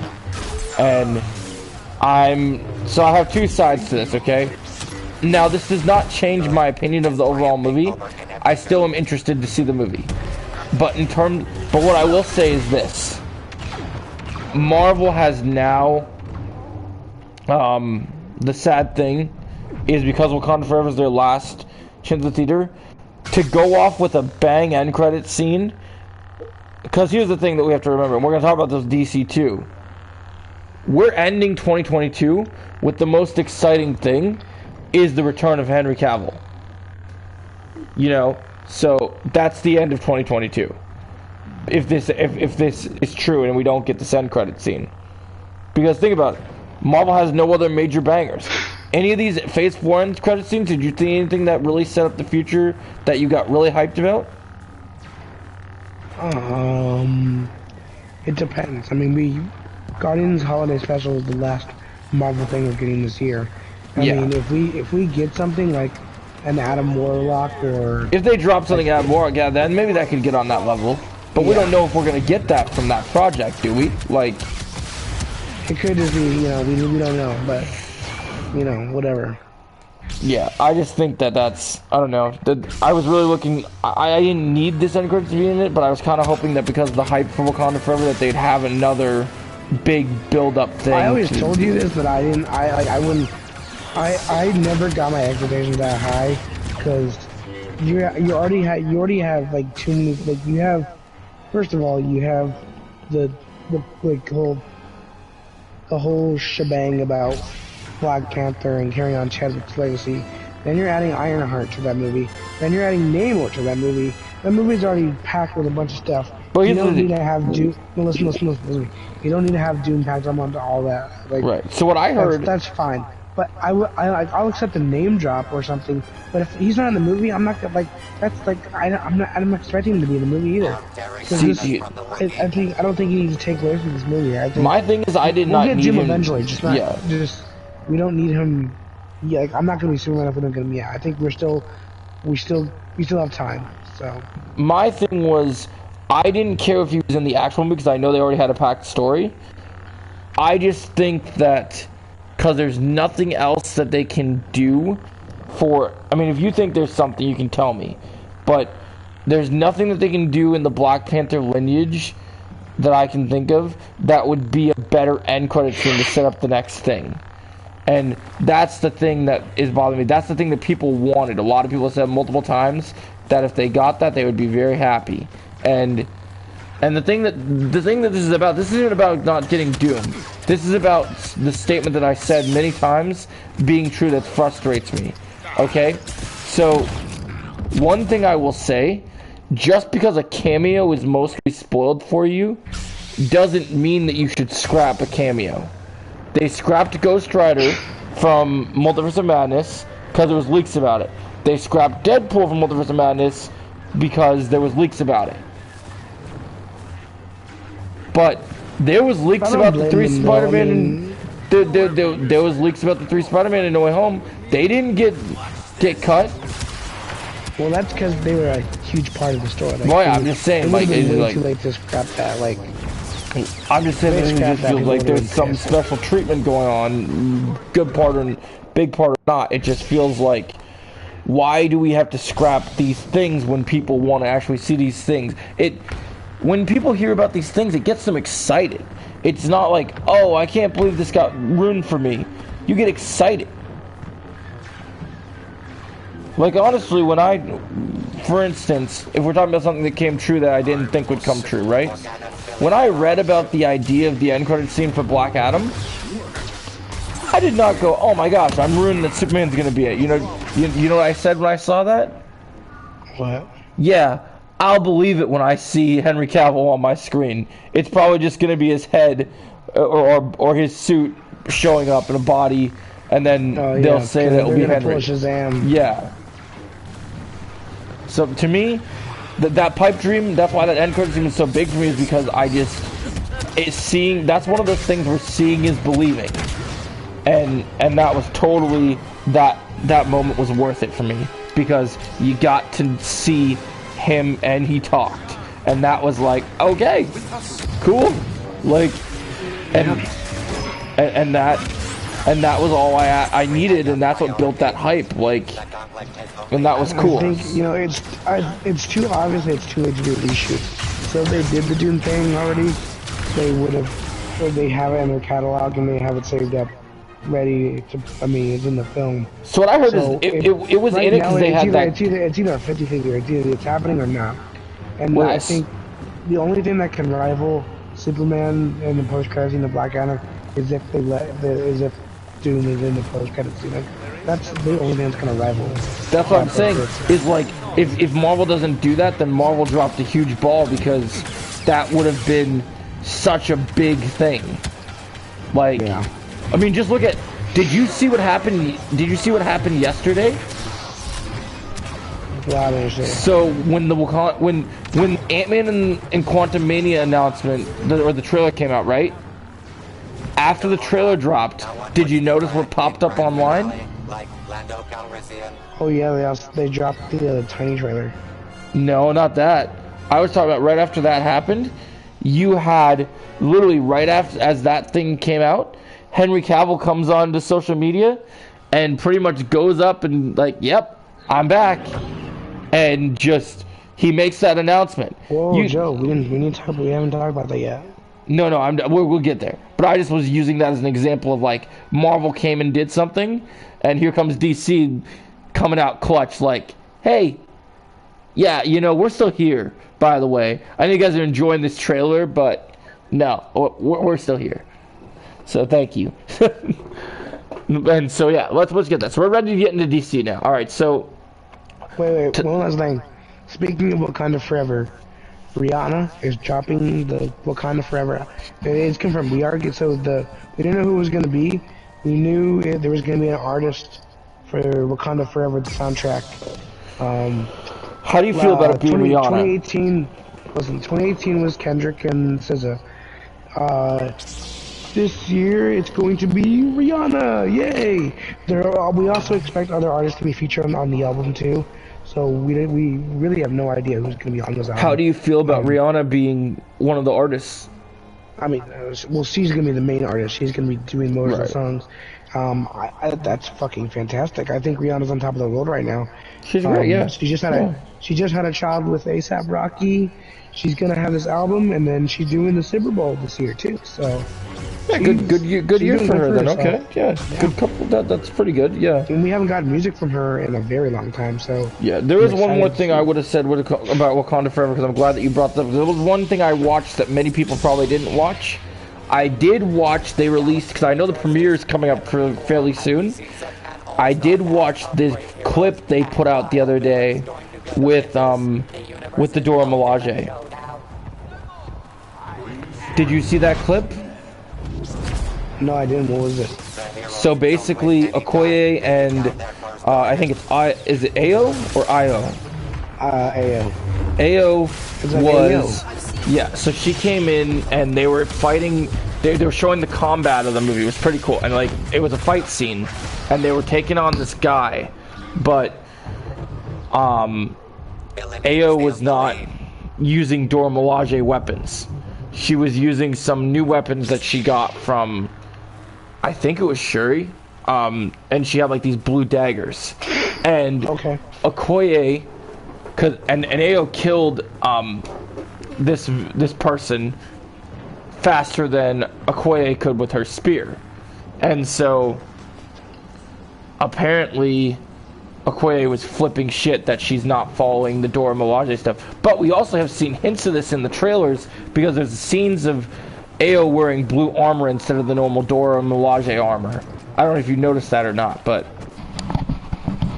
I did notice that, actually. So there's going to be some interesting power struggles in this movie. And I was just pointing it out because I thought it was interesting that there was a scene released of the Dora and showing kind of that the action's gonna be cool. Because the one thing I'll say about this movie so far is, well, I'm not convinced this movie's gonna be even close to good. I mean, Namor might be. You don't think Wakanda Forever is gonna be even close to good? No, I'm just saying, like, the trailers haven't given me any, like, my hope isn't like super high for this movie. I think it could probably I think it will probably turn out all right, but I'm not sure it's gonna be like amazing like some people might think. I guess that would be the best way to put it. I'm not expecting it to be amazing either, but I think it'll be decent. Yeah, I'd hope with Namor will be decent. It's not better than the official. I'm not gonna take the fact like, oh, just because I'm sure he's Black Panther, that makes me terrible. Like, no, I'm not even saying. I'm not even saying it because of Shuri. I've swallowed the pill. It's in my digestive system. I've already shot it out. It's whatever, you know. We move on, you know. That's fine. Well, yeah, at least they did what I was hoping they were gonna do, and they kind of, even though they didn't officially confirm it, they made it enough open into the public that it's confirmed that she's Black Panther, and I'm okay with it. Because if they would have made us wait for the movie, it would have been stupid. But the fact that they released that little TV spot last week with her using the weapons from the first movie and from what she had in Endgame in the suit, I was like, okay, there it is. It's out. No worries. Yep. Because we would have been watching the movie and I would have found out, then it would have been different. But yeah, I think we're good. I think we're done with Wakanda Forever. We won't know what the movie's going to be like until we hear from the premiere and then hear the reaction. We go see it ourselves. I'm like, okay, was it good? We'll talk about it. But now it is time to discuss DC. And start at the bat, what we're going to do is we're going to both give our takes on Black Adam, and then we're going to talk about the end credit scene and what the end credit scene could mean for the future, and also what Henry's comments are on the end credit scene. Henry Backpack? What'd you say? He's with Henry Cavill. Yeah. He's with Henry from work. No, I'm not talking about work people. Yeah, I was like, wow, what did Henry say about it? No. Yeah, so you want to go first on Black Adam? Sure. Okay. Do you mind if I, Do you mind if I read from my review? Sure, not at all. Not at all. Okay, where the fuck is my phone? Phone charger. I'm just gonna go through a few of the things from my review. So I give the movie a 4 out of 10. I'm not gonna lie. Technically, it's a 3 out of 10 for me, but I gave it an extra star because it has a Kanye West song. So, basically what I just said is the movie isn't, I'm not gonna read all that, but it's not as bad as people think it is. It really isn't. Like, Yeah, and nobody's really hating on the movie other than critics. Yeah, critics and Connor. It's just a very fun movie. Yeah, it's just a very fun movie, to be honest. It feels like a very, you know, people say, oh, it feels like a very, like, 2005 superhero movie. But it really does, it feels like a movie that would come out this year. I mean, it feels like a fun movie where you can sit back, relax, and watch it, and, you know, you don't have to worry about anything, just watch the story. You know, it's not the most complex thing in the world, but it's not trying to be. It's just trying to be a fun movie, introducing a few new characters, and, I mean, and they want you to have a good time, too, and that's what Dwayne, I mean, that's what I agree. It's all about. I mean, it's a he very... also wanted to make it, let me finish, Joe. Yeah, go ahead, he just wanted to make a movie that people would enjoy, and also setting up a few things in the DCU. I mean, obviously the standouts here, Dwayne Johnson is absolutely amazing as Chef Adam. Hawkman, I forgot his name. The Hawkman character is so good. What a guy, dude. I mean, he's a 12 Sigma. And Dr. Fate, you know, I liked him. He was pretty good, but he was a little bit underutilized. But I think that's for a reason. It's because, you know, he's 1,000 years old, and Pierce Brosnan is almost, well, Pierce Brosnan's old. So obviously he's not gonna be this for the rest of his life. But it was a good introduction to the character. I just wish they could have done a little more with him. Yeah, that's fair. There was not a single character in this movie that I like hated, like other than the guy who was Sabak before he became Sabak. He was kind of annoying, and then the kid was kind of a weird. I mean, I don't know. He was kind of annoying. He was a little bit of a brat, but other than that, I liked all the characters, and I thought it was just a fun superhero movie that you could watch and have a good time with. And the post-credit, or the mid-credit scene was, I mean, it was definitely something that DC needed right now. So I like the movie. I'll give it a 4 out of 5. Definitely watch it again. But yeah, what do you think of the movie? So here's my take on this movie. So I'm in the middle. I have not been putting together my I'm gonna eventually. I'm probably gonna do it tomorrow. Actually, I want to rewatch. I've rewatched all the DCEU movies recently, and I'm going to rank all of them. And even though it's not in the same universe, I even have the Snyder Cut on that ranking, just because Zack Snyder did Man of Steel. So I do still count the work that he did in the Snyderverse. It might not be canon to the DCEU, but I still count it as a DCEU movie. You know? Okay. So I'm gonna have it on that list as well, and my thoughts on it. But with Black Adam, because I will do the ranking for this as well, I look at this movie as nothing more than a popcorn film. So when I first watched the movie, there's a lot I love about this movie, but this movie is a popcorn film. If you're watching this to see the next superhero movie and have super in-depth storytelling, this is not the movie for you. But if you like The Rock and you want to see just non-stop cool action and fun characters, this is a movie you'll definitely enjoy. Now, I will agree that the human characters in this movie that are connected to the Time Dock storyline are not the greatest. That is definitely a weakness of the movie. And Sabak, we didn't need Sabak. I would have rather just had us fight the JSA the whole movie. That would have been better, personally. Or yeah, but I liked, you know, I think Sabak, the inclusion of Sabak was worth it just to see Black Adam tear somebody in half. Yeah, that was cool because you can't see him do that to the JSA because it'll be weird. Yeah. So, I think him doing that was very cool. I think that was definitely very good.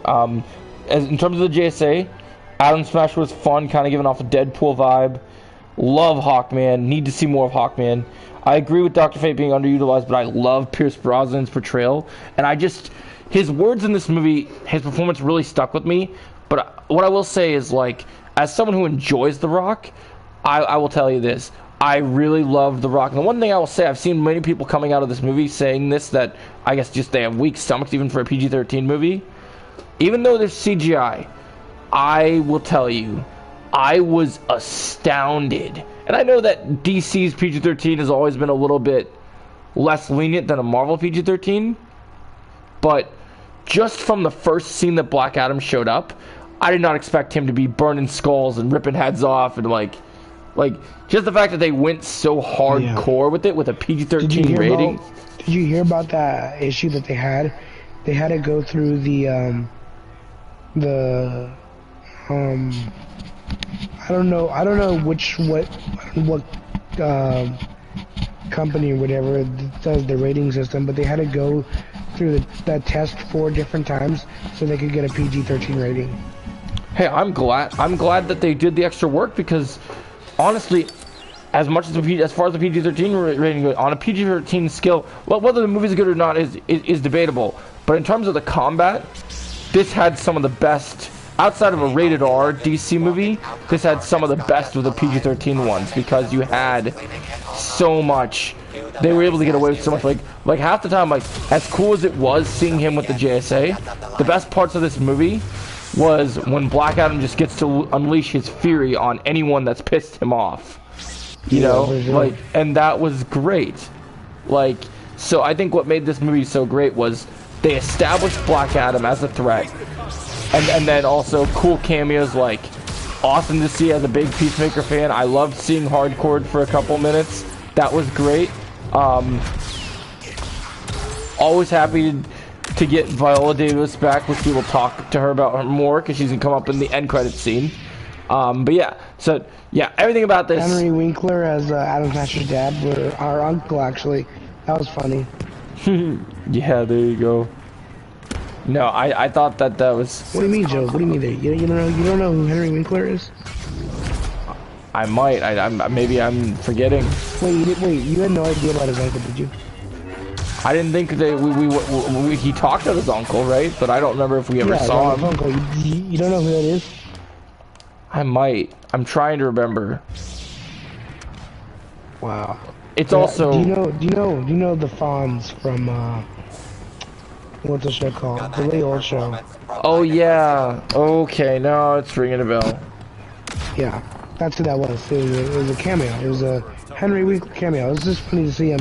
You know, because they mentioned his uncle, and then he said, "I think my uncle see. I'm moving the new Iron Smasher." Yeah. And then at the very end of that scene, he FaceTimes. Oh yeah, that's right. Yeah, Henry and Winkler. I'm like, oh my god, that's funny. I thought that was really cool, yeah, and I love all the characters. I'm hoping we get to see more big plans with the JSA, because I think that they were, personally, I think the whole, not just Dr. Fate, I think the whole JSA in this movie was a bit underutilized, and I think they could have done a little more with them. Like, there was some cool moments. I just want to see more scenes with just them all together. Yeah, I agree. Hawkman and Adam Smasher have a lot of banter, and I think they have great chemistry. And I also like. Hopefully we get some. Yeah, go ahead. Yeah. I think that they should do a Falcon and Winter Soldier type of deal with Hawkman and Atom Smasher, because honestly, that chemistry was good. Like, yeah. I would have loved to see a scene, because they never explained it. Do you think when Hawkman looked at Atom Smasher and went, you and me, one-on-one when we get back to the ship, was he talking about sparring him and beating the shit out of him, or was he like, I'm gonna talk to you like strictly? They're not gonna spar each other, because I mean, we know who would win that fight. Adam Smasher's gonna he's gonna like a huge fight. Like, he's gonna take you on. Be entertaining as hell though, just to see him try. Yeah. To wipe the floor with him. Definitely, I mean, Hawkman was definitely gonna give him some shit, but like, he meant that more as like, you know, me and you, we're gonna have a talk. Yeah. But I was just gonna say, I think they all worked really well together. Yeah. I think Cyclone was the most underrated. I think I would like to see more of her. She was definitely. I think we'll see more of her. She's cool. They definitely built a good. I think each of them have more work to do, and so I was gonna say this with my Dr. Fate thing. I do think that this is, well, on screen, this is the last that of his physical body we will see. I do think that we'll see Kent Nelson a couple more times. And so. Pierce Brosnan has also talked about this being a possibility. And the reason why I say that is he compared himself to Obi-Wan Kenobi. And when he compared himself to Obi-Wan, he said that he could see for the next Dr. Fate, he could be like their Force ghost guiding them. So yeah, I could see that. But I also hope that doesn't I also hope that eventually the helmet does find a new user, because, you know, Dr. Fate, like, I like him more as like a physical character. Well, that's what I'm saying, is like you could have like an origin for him too. You know, like, he's such an interesting character. I think we can do a lot with him. Oh, I agree. And I'm glad Pierce Brosnan did end up doing the role, because he said that Benedict Cumberbatch's Doctor Strange inspired him to take on the role of, and I think it worked completely. I mean, it worked perfectly, and I do think this is some of the best visuals we've seen in this kind of movie. I think it was I think for me the big thing is, like, I think we'll see another Dr. Fate, but I think having a guide like that will really help, especially if that person doesn't know how the helmet works and experienced, and it will be just kind of cool to deal with that, especially because I think we need more of Pierce Brosnan, and if we can get any form, I'll take any form that we get. But yeah, in terms of the movie, I would definitely say this is a fun movie. It's not a flawless movie, it has flaws. It's definitely not as good as what I consider to be in my top 3 favorite DC movies of all time, which I'll talk about more when I get to my, if you guys watch my DC EU breakdown video of all the movies ranked, then you'll understand a bit more. But I'm going to give Black Adam, before we get to the really good future of DC stuff, I'm going to give it a 7. I'm going to say, to me, it's above average. It's a very solid film that you can watch at any given time and have fun with. You can watch it with your family, you can watch it with your girlfriend, your friends. Have a fun time, and you're good. And so now, let's talk about, if you guys have made it to this portion and you guys have stayed past the credits, then you will know that there was a surprise in the middle of the credits. What did you say? Am I not allowed to give a score? Oh, I thought you gave your score. Did you not? Sorry, I thought you gave your score when you did your review. Didn't you say it was like a 4 out of 10 or something for you? I said I was talking about on Letterboxd. I gave it a 4 out of. Okay, got it. I mean, like, out of 10. Okay, I gotta take an account for adding an extra star because of the Kanye song. So I would give it 7 out of 10. Originally 6, but because of Kanye, 7 out of 10. See, we both give it a 7. That's good. Yeah. I give it 7 because I don't know the next time we're gonna get a PG-13 rating that has this level of crazy, hardcore combat. You know, like there was one. Say what you will about the CGI and whatever, people have issues with CGI fights and whatever. The thing that most impressed me, when you think of Black Adam as a character, right?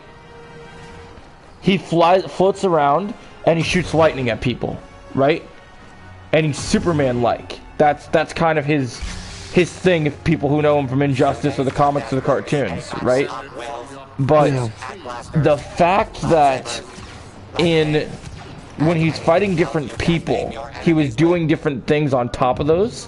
And something I did not expect from him was when he's fighting Savak in the end fight, before he brings him down, he's doing things like he's throwing knees, he's doing like straight up martial arts moves to this dude, and I'm like, this is crazy. Like, because one, The Rock is an athlete, I get it, totally awesome, but being a superhero and still like doing combos on top of your powers, I just find that concept amazing. He's not doing combos.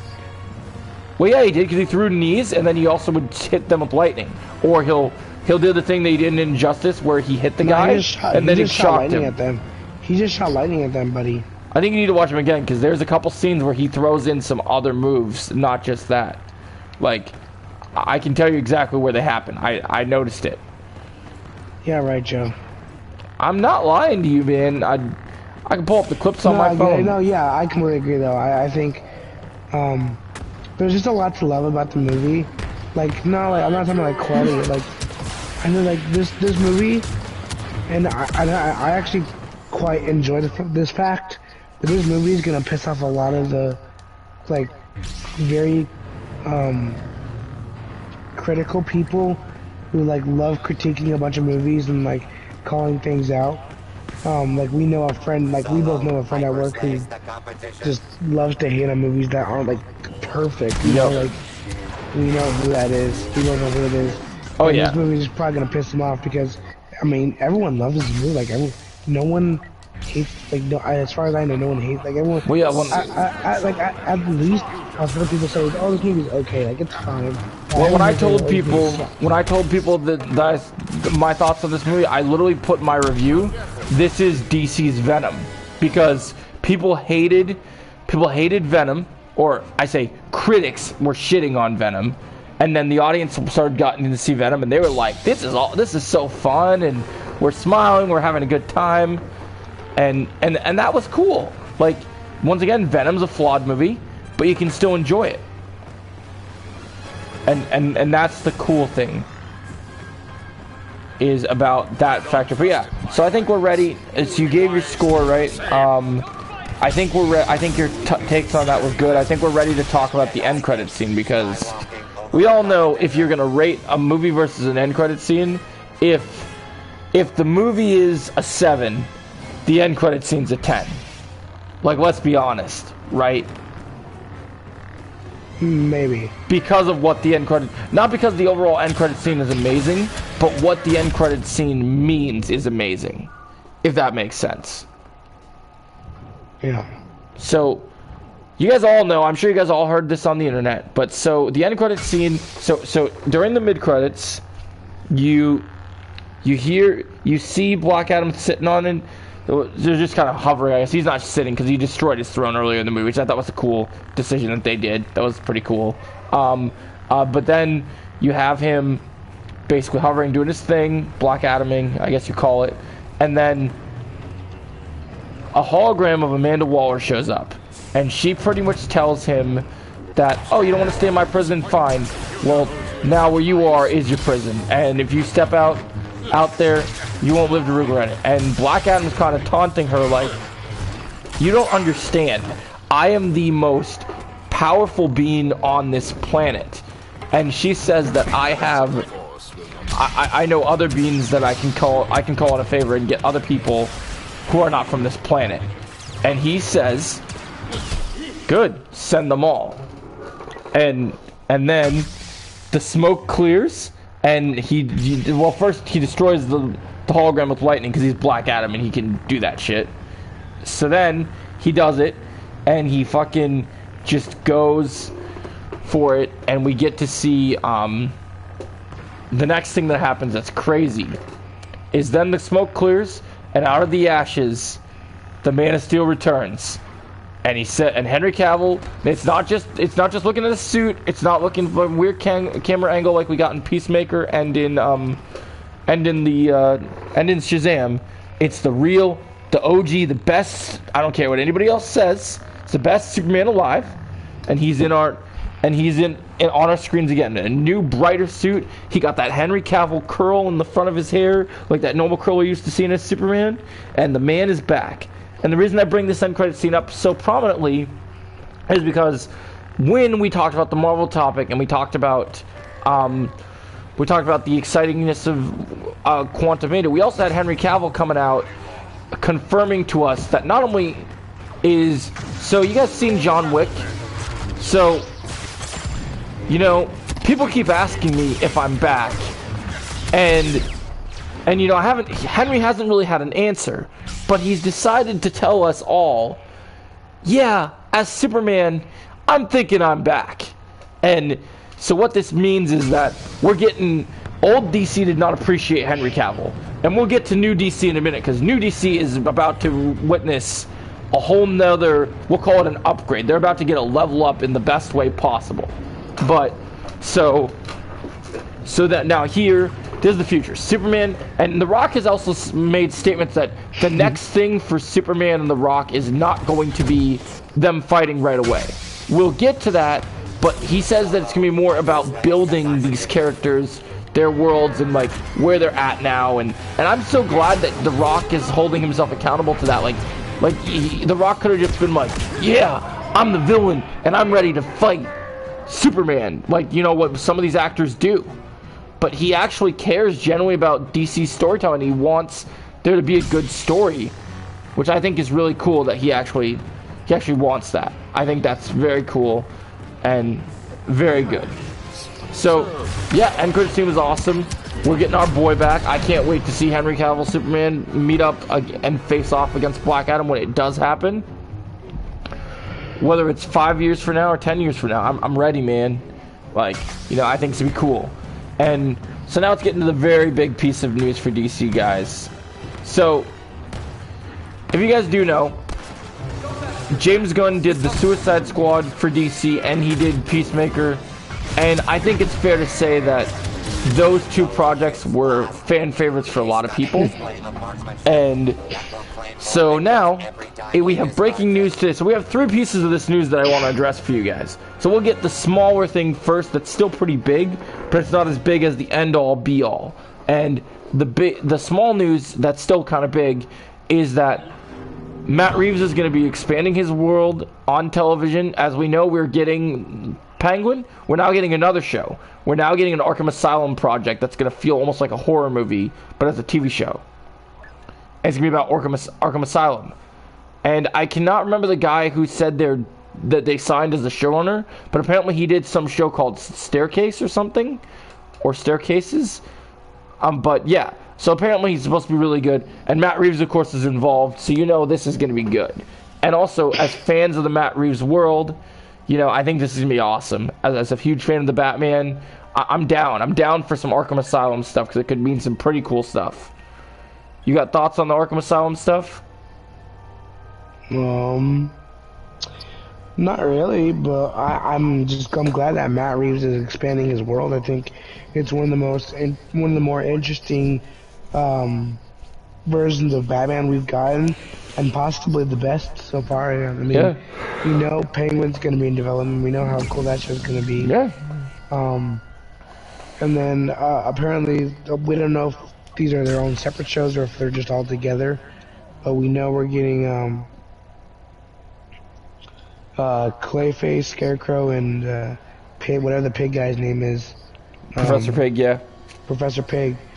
All supposed to be one of the highlighted characters in the Reeves-verse. So yeah, I'm really excited about it, and I can't wait for the Batman 2. Yeah, I think this is great. I'm glad that he's building this universe, because I think everyone wants it. So I think it's amazing. I'm looking forward to all of it. All right, so that is the Batman news, because DC's bringing some pretty good news. Now let's get to our final topic of the evening, guys. That's going to be just very exciting. We're going to discuss what this could mean. So a lot of people before Black Adam came out, and even still, are having a bit of an issue with, we know that when they canceled the Batgirl movie, there was a little bit of problem, because when Black Adam was released in theaters, Wada Hamada, who did many other DC projects and was kind of, we thought could be DC's Kevin Feige, has stepped down as the president.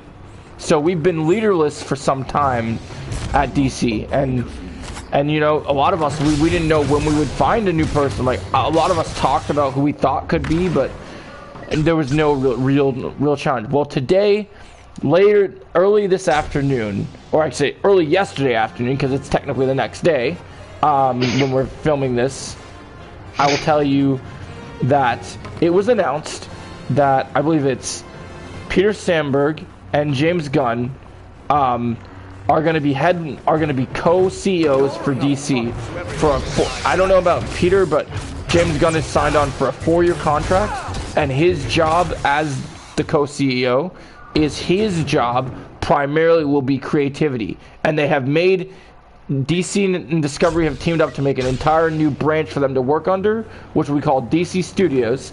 And DC Studios will be TV, film, animation, TV, film, and animation, and etc. And that's going to be all. He's going to have all the creative input. So when you guys, the next time you see a DC comic book panel at like Comic-Con, right? Or we get to the next Comic-Con, next San Diego or whatever, or whenever they decide to do whatever the next convention it's actually is. Gonna be in Europe, you know that? Oh, is it? That's cool. I didn't know that. Expect James Gunn to be like similar to Kevin Feige with Marvel. He's gonna come out on stage and give you the plan of where DC is going. Yes, because that's gonna be one of his obligations for those, those 4 years, is what does the future hold for us? Because outside of Aquaman and the Batman 2 eventually, and Blue Beetle and Shazam 2, what else do we really know that's coming, right? The Flash. I wasn't gonna say that, but you're right. It is technically still coming. That's right. Why you didn't want to say? Why did Peacemaker season 2? Well, that definitely I meant, but I wasn't gonna get there because we don't know 100% when that's coming yet because James Gunn's got to finish. Oh, you think so? Okay, that makes sense. Yeah. So yeah, I think so. The big thing about him as CEO. Like, this is huge news because I feel like James Gunn he found his, at DC, I just feel like he's so much more comfortable because DC doesn't have a, quote unquote, a mouse of restrictions to work under. When he got to do Suicide Squad, they told him at DC and Warner Brothers he could do any project he wanted to. He picked the Suicide Squad and he made the best definitive Suicide Squad movie. And then he took a character. One of the best comic book movies. It is. It's in my top 3 of the DC EU movies. Which you'll see. What would you put over that? So I'm teetering between. So I'm kind of, how do I say this? The movie I'm kind of torn between is, so I rewatched. I'm a sucker because I like Superman. I'm a real sucker for Man of Steel. Like, I still really like Man of Steel. Like, I rewatched it the other day, and I don't know why, but I just am clinged on to that movie. And then the other movie I really like is, I really like Shazam. Like I just had such, the fact that movie was so fun. Wait, what was the one? It was Shazam and Man of Steel. You think Man of Steel is better than the Suicide Squad? No, I don't. Sorry, that's the wrong example. So here's the thing. Like I said, I had to rethink my thing. My whole thing was, I've liked Man of Steel. Man of Steel is in my top 3, but I think what it'll probably be is, it's probably like, I'd put probably Man of Steel at number 3, and then I'd probably put Shazam, and then Suicide Squad. Oh, let's see.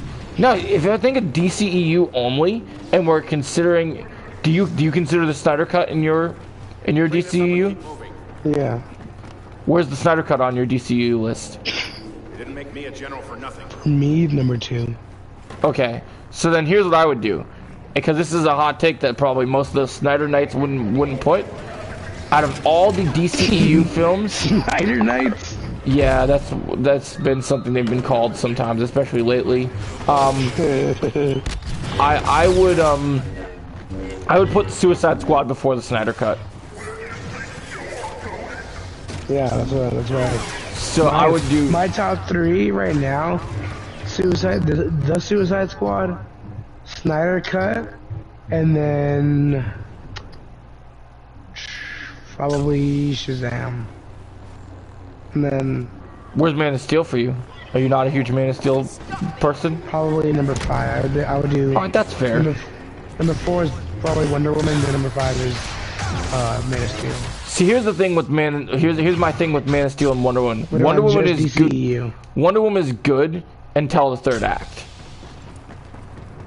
I don't think the 3rd act is that bad, honestly. I think people You didn't like the you didn't like you I don't didn't honestly. think what they do with The third Ares? act is really bad, but those people are just some people who maybe watch the movie twice. If you've seen it, if you actually rewatch the movie, like it's really not that bad, honestly. I really watched it multiple like a times. Third act, it's not terrible. It's got a lot of heart to it. Yeah, I rewatched it multiple times and I've enjoyed it. I probably think like Don't fucking lie to me, Joe. no, I've seen that movie a lot of times, but I've seen people always make that comparison to the third act. I saw that movie in theaters a lot because I thought that movie had great action scenes. Like I love Wonder Woman, so it's still very high up for me. You're dissing Wonder Woman. No, not just Wonder Woman. I love Wonder Woman. I don't like Wonder Woman 1984, but I love the first Wonder Woman. I just know critical people always go at the third act of Wonder Woman, but I had no problem with it. I thought it was still a very good movie.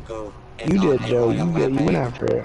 No, I did not. I actually gave that movie a very positive review when I first watched it. And then the second time I watched it, I loved it more. I mean the third act.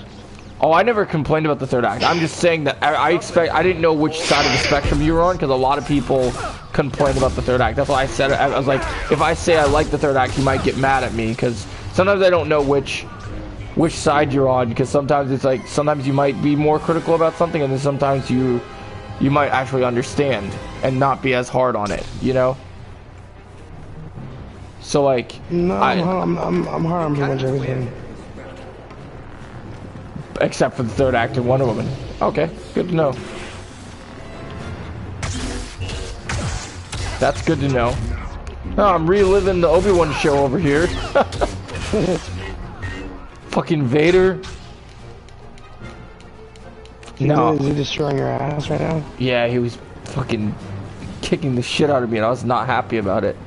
No, I really, yeah. In terms of those movies, definitely the Suicide Squad. Snyder Cut's definitely up there because it just is a huge achievement. And then, yeah, I'd probably put Shazam before Man of Steel. And as much as I like Man of Steel, I have a couple issues with Man of Steel that I don't have with Wonder Woman. So I probably would put Wonder Woman at... Wonder Woman's probably number 4 because I love Shazam. Like, every time I watch Shazam, it just makes me smile, and I love it. Yeah. It's such a fun movie. Yeah, and I also, if it wasn't for Shazam, I would never have gotten the idea, every time I come out of a movie, to go, it was fucking crazy, man. Oh, man. That scene always kills me. Every time I see that scene, that is my favorite version of Santa Claus forever. I love that Santa. What are you talking about? But you don't remember from Shazam? You said fucking crazy, man. Yeah, the potty mouth Santa. It's so great. It cracks me up. Oh, Santa Claus. Yeah, like just I just love it when it's like when he gets interviewed and the guy's like, so how was your experience? Like how's Christmas going? It was fucking crazy, man. Creature from hell.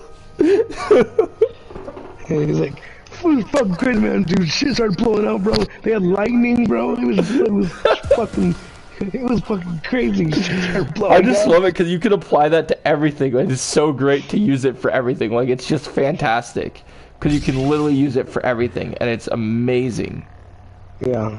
And I just love it. I love that you can use it for everything. He was awesome, man. He was funny. Yeah, and the other reason I have I have the Snyder Cut up as high as it is because my favorite scene in the Snyder Cut is just, I love Steppenwolf, like, just talking down to Superman, and Superman's like, really? This is what you guys have been having a problem with? Just freeze breaths his axe and, like, not impressed. Just, yeah. that gets me every time. I just love that shit. He just owns him, just beats the shit out of him. So good. It's so much better than one of the stupidest lines ever in the Joss Whedon cut of Justice League is, or as I call it, Justice League. Everyone calls it Justice League. Yep, in Justice League, I hate when Superman comes in and punches crappier Steppenwolf and goes, "Is this guy still bothering you?" Such a stupid line. Why? He is a stupid line. What, do you not? I mean, it's not, I wouldn't say it's a stupid line. It's not like it's not a good line, but it's not like, I don't understand, how's it stupid? Like, what's wrong with it? Like, It just doesn't seem like something I could see Superman saying in that situation when he comes to see him fight a bad guy. I just don't see him say, "Is this guy still bothering you?" Like it just. Like, do you really see Superman say, like imagine the Justice League are getting their asses kicked by Darkseid, and Superman just comes up, "Is this guy still bothering you?" Like, do you think that's gonna strike fear into Darkseid's? Like, one of the things I'll give Zack Snyder credit for in the Snyder cut is that last scene when Darkseid goes back in the portal, and he just like stares at him, like they're just teasing, like, yeah, you and me. yeah. But can we agree that was that definitely one of the best parts of the film is I mean, yeah, like they're looking at Darkseid and they're thinking, what the fuck, what's up with this guy? Like, who the fuck is this? But Darkseid's looking at them like oh, like it's, so this is my competition, this is what I'm going to go up against. Yep. So, game on. Yep. I love that shit. I thought that was great. Yeah. The other thing I'll definitely say about those movies is, even though it's not on my higher list of the movies, one of my favorite one of my favorite lines from the Ultimate cut of Batman vs Superman, as well as the regular cut, but still the same, is Superman saying, "What are you laughing about? What's funny? What did you do? What are you laughing about? What? What are you laughing about? What happened? I'm so confused." Oh my Oh my god. What did you do? I can't talk, dude. I literally can't talk. Okay, finish your thought, finish your Oh yeah, thought. I was gonna say one thing, as much as it's not my favorite DCU movie, one line of Superman that I still think is one of Henry Cavill's best lines from Batman v Superman is when he's fighting Batman, and they have their first fight when they're fighting they're fighting where it leads to the kryptonite grenades and everything, and he says, and he's beating on him, and he's like, "If I wanted it, you'd be dead already." Like, I just love that shit. I think that's so good, and so something that Superman would say. Someone who just is a pure god and just knows that they can kill anybody, like, it's just amazing. Yeah, Like, it's I crazy just love thing it. how, like, it's crazy. Damn, I keep falling. Sucks. Yeah, I was laughing because you keep, every time I come back, I see you fall off the map. Oh, that's what you're laughing about? That makes sense. Yeah. But no, it's crazy to think, like, you know, Superman can, like, do, like, whatever he wants, what he chooses, like, not to. It's just... it's a very powerful line, though. I mean, he's right, though. If he wanted to, he could be dead. Like, he could easily just go up to him and snap his neck or something like that. Well, that's why I always say, like, when people ask me about Superman versus Batman, it depends how far Batman's pushed Superman. Because if Batman has really pissed Superman off, then I don't know if things are necessarily going to go in his favor. Because as good as Batman is with all that kryptonite, that's got a limitation on it. And if you piss Superman off enough, that limitation's got an expiration date. If you know what I'm saying. Like, because I'm pretty sure I'm pretty sure that those suits, no matter how much hired armor it was, it would only take Superman a matter of minutes to heat through that suit eventually. Like, if he was mad enough, that heat vision would start going through that suit. Like, it would. Oh, yeah. It just would not. Like, one of my favorite scenes I loved is when Superman's feeling the effect of the kryptonite and he's fighting Batman, and for a moment, until Batman is able to, you know, because the thing that I never understood, right? Superman comes from a planet where he, you you know? That everyone there is like, they're all gods and like warriors and whatever. So you would think that Superman, outside of his powers, would have superior combat skills, right? Yeah. But you really see without his powers that Superman, like, he kind of needs someone like Batman to be on a team with later, because when they fight one-on-one, when Superman's weakened by powers, Batman's kicking his ass. Like he's just... It's funny, like, I love this scene when they're fighting and it's like near the bathroom, he's using the sink, and you're just like, oh shit, yeah, Batman remembers he's a martial artist. Of course he's gonna kick the shit out of Superman at this point and tell us. But I love that scene where Batman thinks he's winning and he punches the shit out of Superman, and then all of a sudden eventually he stops punching Superman's jaw because he's like, oh shit. Yeah. The look on his face, he's just like, oh fuck. He's like, I fucked up. Yeah. Like, he got so cocky. He's like, oh, look at me. I'm gonna beat the shit out of this dude. He probably pissed himself there. He's probably like, I'm gonna lose my life now. Yeah, pretty much. He's like, oh shit. Yeah, dude. You don't mess with Superman, man. I have a question though. Who do you think is more? Who do you think would be more powerful at their like full rage? Superman or Black Adam? Ooh. So here's the thing I'll say, because it goes into the thing that I just said earlier when we were talking about Black Adam. I think in an actual fight, and if one was mad, what are you laughing about now? Was someone turning into BB-8 or something, or yeah, somebody just BB-8. Oh my gosh, I think what would happen is, I think that between the two of them, even though Superman's very powerful when he's mad, just the fact that Black Adam has so much access to like all this knowledge of being on Earth for so many years, and you know, like, and Superman does too, but like the fact that he clearly like has other combat skills besides just his powers and then added to his powers, I just feel like that would give him a pretty big edge against Superman, you know? Like, yeah. Like, you wonder, right? Like, because we don't know how strong, like, we know Kryptonians are strong. Is Black Adam like a tender defender? What do you mean, tender defender? Like he's a defender, right? Like, he defends Kahndaq, right? Yeah, technically. Yeah. And so do you think, like, if Superman came to Kahndaq and was threatening his country, like, that would, like, piss him off, like, more like... Oh, yeah. Literally, if Superman comes in and if Superman wants to get his attention and just starts blasting civilians or picking them up and throwing them, yeah, I think he would definitely have a problem. Yeah.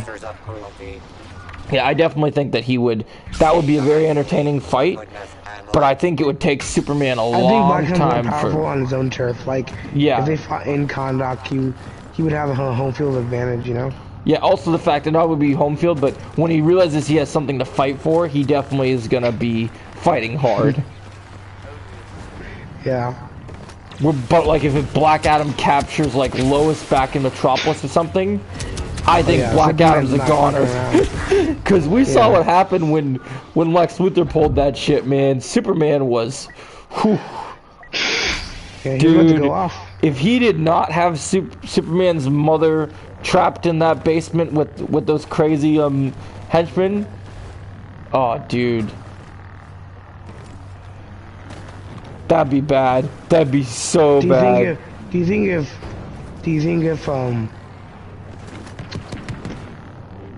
if Superman says save Martha, Black Adam will like be subdued and like he'll be like Black Adam will like he'll be like, you know? I just get the feeling that if he heard someone else say save Martha besides Bruce, that trigger would no longer work. Like, I could see something like Superman be like, not this shit again. It just like starts going off. Something I'm really hoping... I want to see Black Adam say something about Steppenwolf. Like, you may have beat Steppenwolf, but Steppenwolf is immortal compared to me. Yeah, or something like that. I could see him trash his other villains. Yeah. I could see him say something like, oh, you thought Zod was a god, you snapped his neck so easily. Yeah. You won't snap neck. I would like to think Zod was merely just a child. Yeah, he was a pawn in my game. Yeah. He's like, Zod was just a pawn. I'm the king. He'd be like, I snapped king's necks when I was just a boy. He's like, yeah. He's like, I took on the Council of Wizards, the most powerful beings. You are nothing to me. Yep. And he just like zaps, he just like shoots a huge bolt of electricity at Superman. That's why I did some thinking, right? As powerful as Superman is, even if Superman and Black Adam fight, I don't think Superman wins unless he tag teams with Shazam. Because I don't think that he Superman can beat. have the advantage of magic. Like, yeah, I just don't think he wins one-on-one with Black Adam. That's the reason why the matchup is more fair because Black Adam has magic on his side, whereas Superman doesn't. Although I would love that conversation. I would love to see. I think when Black Adam and Shazam do meet, that conversation is going to be hilarious. Oh yeah, and, you know, I could see like they fighting for a little bit, and like when like Superman says something like, he's like, "Are you done with your magic tricks?" And he's like, "I'll him like, you want to see some magic tricks?" And he just like throws them across like planet Earth, the country or something. Like, that'd be so funny, dude. What I would love is just like Shazam being like, "Hobbs, what are you doing away from Dom, and why are you flying?" Yeah. So really, you abandon Dom and become a supervillain? Like, what's wrong with you, man?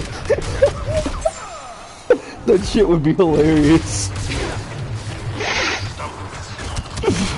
I could see, because Shazam, like, he's still a child. I could see him saying something super, like, funny, like, he's like, "Well, so you're like me, but evil." Yep. He's like, you're just like me. I could totally see him be like, "Are you Palpatine? With that cloak and and all that lightning?" Yeah. Oh shit, that'd be funny. He would be making fun. I mean, he would be having a blast with them though, because like, I mean, Black Adam's like just like evil, like Shazam, but evil. I mean, not exactly, but still.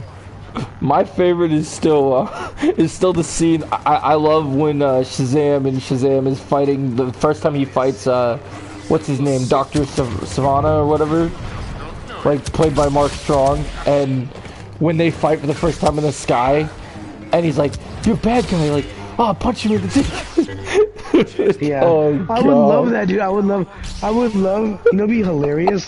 Like, okay, I know DC doesn't always have to be like jokes and stuff, but like, you don't, like Shazam, like, you can make that, it's okay if we do that. If Shazam does the same thing where he's on his knees when he's Black Adam, then he hits him in the ball sack or something, but it hurts Shazam and not him, he's like, that totally worked last time.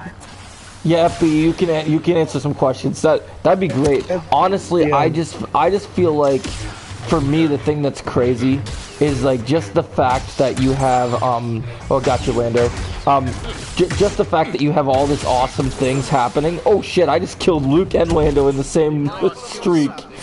But I really like just that idea, because I think the cool thing about DC is that, and I've said this many times, even though what happened? What are you laughing about now? What happened?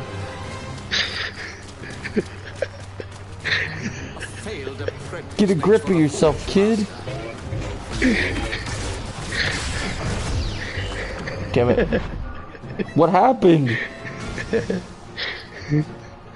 Oh my god. I'm so confused. That's all you said, it was funny. Okay, when do you want Spider-Man to appear in the next in the MCU? So that's a question for both of us. You want to answer first, or should I answer? What was the question? When should Spider-Man appear next in the MCU? Probably his own movie, right? I mean, as far as I know, I'm thinking of the whole lineup for the next movies. I think the only thing he really could have, like, I couldn't see him appearing anything else but his own. You want to know? You want to know something that I would love to, especially because their banter, and I think their banter is hilarious. I don't see it happening because they'd have to make big deals with Sony, but I would love it if he was in Captain America 4. Even just for a quick scene, like to do the Ant-Man thing, just because they had that whole beef in the Civil War marketing, it'd be hilarious. I don't see it happening, but I think it would be hilarious if they were able to make a deal out for that. No. You know why? Why? Because they already have enough of the Hulks. Like, all the Hulk people are like already taking up enough of the movie. You don't need Spider-Man in there. No, I would just think of like having him in for a quick cameo just so that he could... Even a quick cameo is just too much. It's just like, you're just, at that point, you're just taking away from Sam's movie. Yeah, I guess that's fair. Yeah, I guess we could, I guess we stay, yeah, I would say Spider-Man 4 is definitely when he'll appear next, because there's no other spaces where I think he could show up, really. Yeah. And you can't say Born Again, because I think Born Again's gonna happen before After his next movie. Yeah, I heard Born Again's after. It's gonna happen so, after. It's gonna happen after. Yeah. Yeah. So, yeah, that makes sense. I agree with that. Roll in the next question after you. What happened? You picked BB-8 again? No. What are you laughing at now?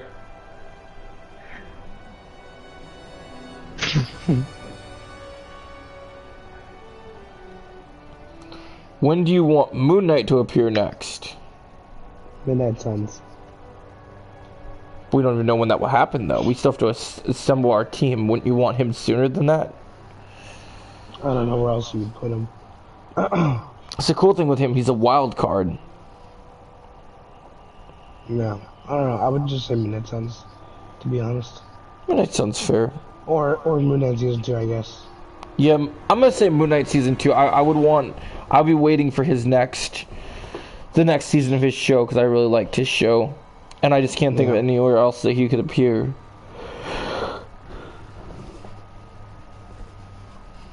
I'd say if they ever actually fix things with Blade, I could see him appear in Blade. That would make sense, but I don't necessarily fully think that will happen. It'd be cool, but I don't necessarily think it would happen. And for his first appearance, I don't know if you want to take that away from Blade, is like having another character that's a pretty cool character in a movie already with someone who's but then again, they did cool. that with Ant-Man. Ant-Man's first movie, and they had Falcon in it. Yeah, that's true. They could do it that way. Yeah, okay, I'll say that. I'll go whenever Blade comes out. I say I like to see Moon Knight then, because I'm down with a Blade and Moon Knight team up. I think it'd be pretty cool.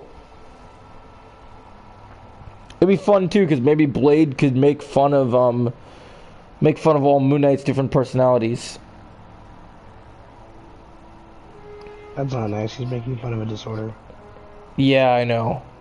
It's very not nice, but people do that. Okay, next one is, do you think Deadpool will be in Avengers, the Kang Dynasty, or Secret Wars? I think Secret Wars for sure. Secret Wars for sure. Dynasty he doesn't need to be in, but maybe an end credit thing that ties into Secret Wars possibly. But I'd assume he'll for sure be in Secret Wars. That I definitely think. Yeah, I'd say number one answer is definitely Secret Wars, because I just think. You want to play a game? What game is that? I'm gonna pick you. I'm gonna pick the character you play as this round, and you pick who I play as. Okay? Sounds good. All right. You have to be. Let's see. I'm waiting. You make me be BB-8. I already know it. You have to be Chewbacca. Okay. Whatever. That'll be fine. Who do you want me to be? I want you to be BB-8. No, go on. No, not BB-8. Anybody but BB-8. Fine. You can be Finn. Okay. That I'll be nice with. Next question. What's your favorite MCU suit ever in the MCU? Ooh, that's a good question. Favorite suit? Kang's suit's looking pretty nice. Yeah, that's why in terms of comic book accuracy, I'd give it to Kang. But there's a couple suits that I like too as well. If we're talking about let's say already released like movies. Yeah, just so we've seen the whole suit, I think, just to be safe. You go first, because I'm still thinking. So this question's tough to me, because you have the suit that, like, just going by comic book accuracy, and then you have like just a suit you really like you would wear yourself, right? Yeah. I probably. I'm gonna go both. You want to do like? We'll do one each, yeah. Okay, so I'm gonna go. I think I know mine. So for comic accuracy, my favorite suit is the Mark 85 suit from Endgame. Um, I mean, it looks exact. I mean, it's comic accurate. I love how sleek it is. And it's the exact same design as the original Iron Man suits in the comics. Yep. Um, as far as comic accuracy goes, I think there are other comic accurate ones, but like for me personally, it's got a mix of comic accurate and like modern. If we're talking about just favorite suit in general, like one I would wear, I'd probably have to go with Moon Knight's suit. Moon Knight's suit just does it really bad. It's a good win. Yeah. Comic accurate for me, I'm gonna go Sam Wilson Captain America suit, because that is damn good looking suit. And I love So it. good. And So then fucking good. and then for suit I would wear,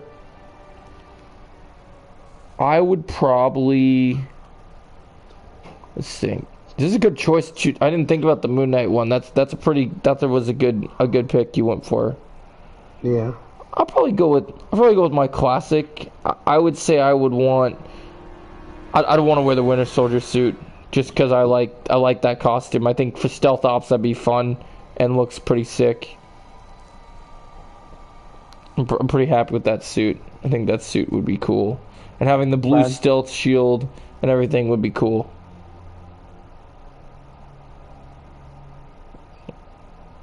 Why is it still taking us so long to get more people?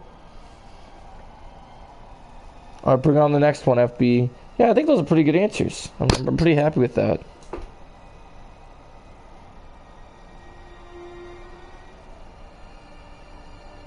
Why is it taking so long? Oh, here we go. Would you like the Celestials to appear again? Interesting question. You want to take this one first, Jake? I mean, would I like them return? I guess so. Like, I don't mind them returning. I have no comment on that, because I don't really care. Like, they're cool, but like, I'm not like super excited for them to come back again. But yeah, I don't mind seeing them again. I mean, I think eventually we'll have to. Yeah. We kind of left off on a cliffhanger. Arishem said he was going to be back for Judgment, so yeah, I agree. We'll see what happens with that. But I think we'll see the Celestials I wouldn't mind seeing again. them again. Yeah, I think we'll see the Celestials again. I don't necessarily think I need to see them again, but I mean, I'm okay with it. As long as there's a good story for it and it makes sense, I'm cool. It'll be fine. Dang, I can't believe we have to wait for these 3 people. Make up your mind and show up, people. Come on. Yeah, you tell him, Chewie. Chewie was yelling at him. Alright. What's your favorite version of Doom? Ooh, this is interesting. Are we just talking about just all the different versions of Doom from the comics? Or are we talking about, like, if anybody liked a version of Doom from the movies, even though there's only one good take on him? Yeah, elaborate on that question, because... Yeah, are you talking movie versions, or are you talking comic versions? Because there's multiple versions in the comics that we can talk about, so... Oh, now we need 4 people. Wonderful.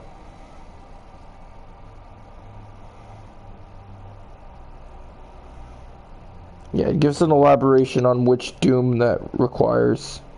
Oh, comics? Okay. Ooh, I already think I got mine. I'm going God Emperor Doom, because when he killed Thanos the way he did in that white cloak, that was some menacing shit. Like, if they can pull off God Emperor Doom in Secret Wars, I'll be so happy. Because that dude is just menacing. What about you? You got one? You took my answer. Oh, you don't want to just say the same? Yeah, I mean, God Emperor Doom, yeah, that's easily the best. Yeah, you just fucking Doom. It's just insane. Massive intelligence meets massive power. Alright, what's your next one, FB? That was a good one. I like that. It's always cool to, even though it's a very obvious answer, but...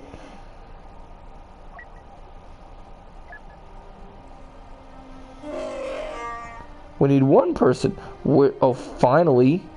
Took them long enough. Oh, we have Yoda. Oh, we're gonna die. Finn, Yoda, and Chewie. Yoda will probably do the best in this entire... Damn it! Now it's saying we need one more even though we have... Oh no, there we go. It's like, what?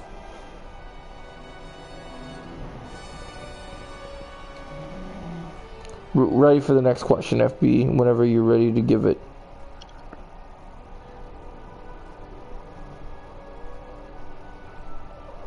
Oh, here we go. Just some real never shit. Do you think Doom will help? Absolutely not. He said, do you think Doom will help the Avengers in Secret Wars? Nope. Hell no. Hell no.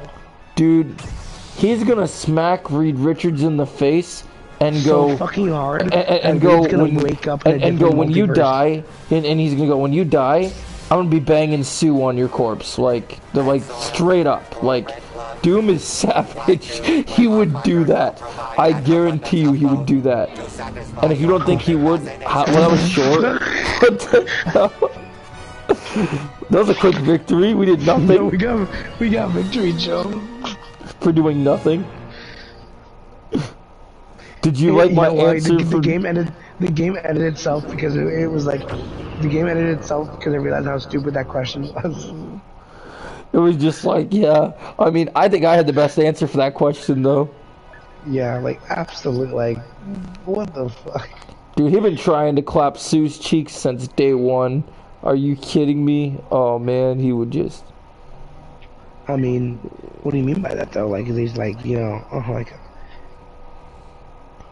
like before she was the Invisible Woman, he was trying to get with her before Reed even like made his move. he was trying to clap those cheeks, if you know what I mean. Yeah. Great answer. I'm glad you think so. Jessica Alba's hot.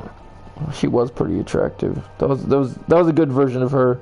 I still think we can get a hotter Invisible Woman, but she was pretty hot. Who do you think the best version of Reed was so far? Do you think? Because I think all the Reed. I didn't think there was a bad Reed. Like I didn't even mind Miles Teller's Reed. I think for a young Reed it was good, but I mean, I've liked all the Reeds so far. But who's your favorite Reed? I like, because I haven't seen enough for Krasinski. By the way, you get to go as Chewie again. Okay. Because I didn't get enough for Krasinski, I would say the first Reed we got, the one from the Silver Surfer one, and then the other Ian Griffer, whatever his name is. Yeah. Because I feel like I just don't know. Like I want to say Krasinski, but I don't like how Krasinski was treated in Multiverse of Madness. So I just it was a nice taste, but like I wanted more. Who's your favorite version of Ant-Man? Okay, so we're talking like Scott versus Hank. Scott all day. Cause Hank in the comics. Are we talking about from comics, or are we talking about from the? Are we talking about comic version, or are we talking movie version? FBE.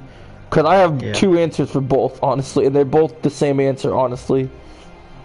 No, I like Hank from the comics more. He's more developed. He's more of a developed. Did you not get to the comics of where he gets him to be a horrible person? Yes, I know you can mention that. Yeah, like, okay, you know, it wasn't a great thing, but I mean, you know, they've all done bad stuff. Do both. So, I mean, okay. Well, I enjoy both of them. I enjoy them both, the movie versions of them, but I would still say Scott's my favorite because I just think Scott is more entertaining and so fun. Yeah, in the comics, Scott, for comics, Hank.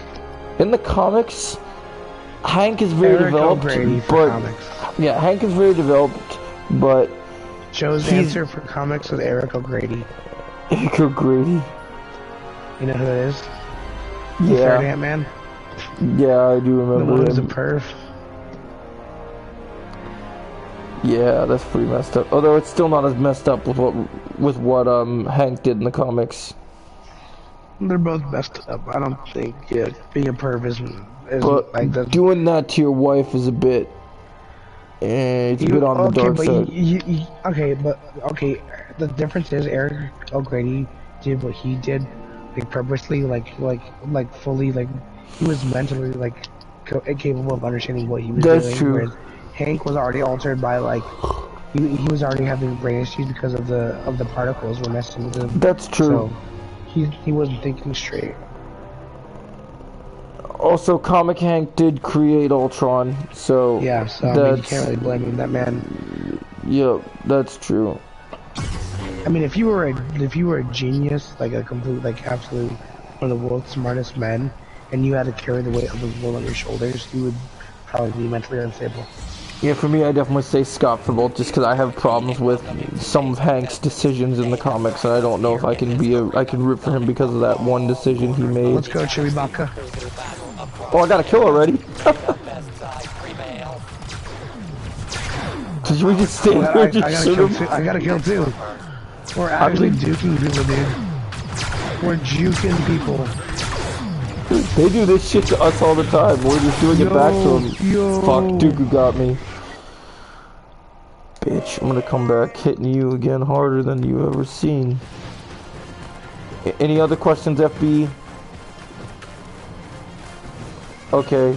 What's your favorite anti-hero in Marvel and DC? Ooh, that's a good question. Okay, can I go first? Can I go first? Yeah, you're going first. Okay, favorite anti-hero in Marvel?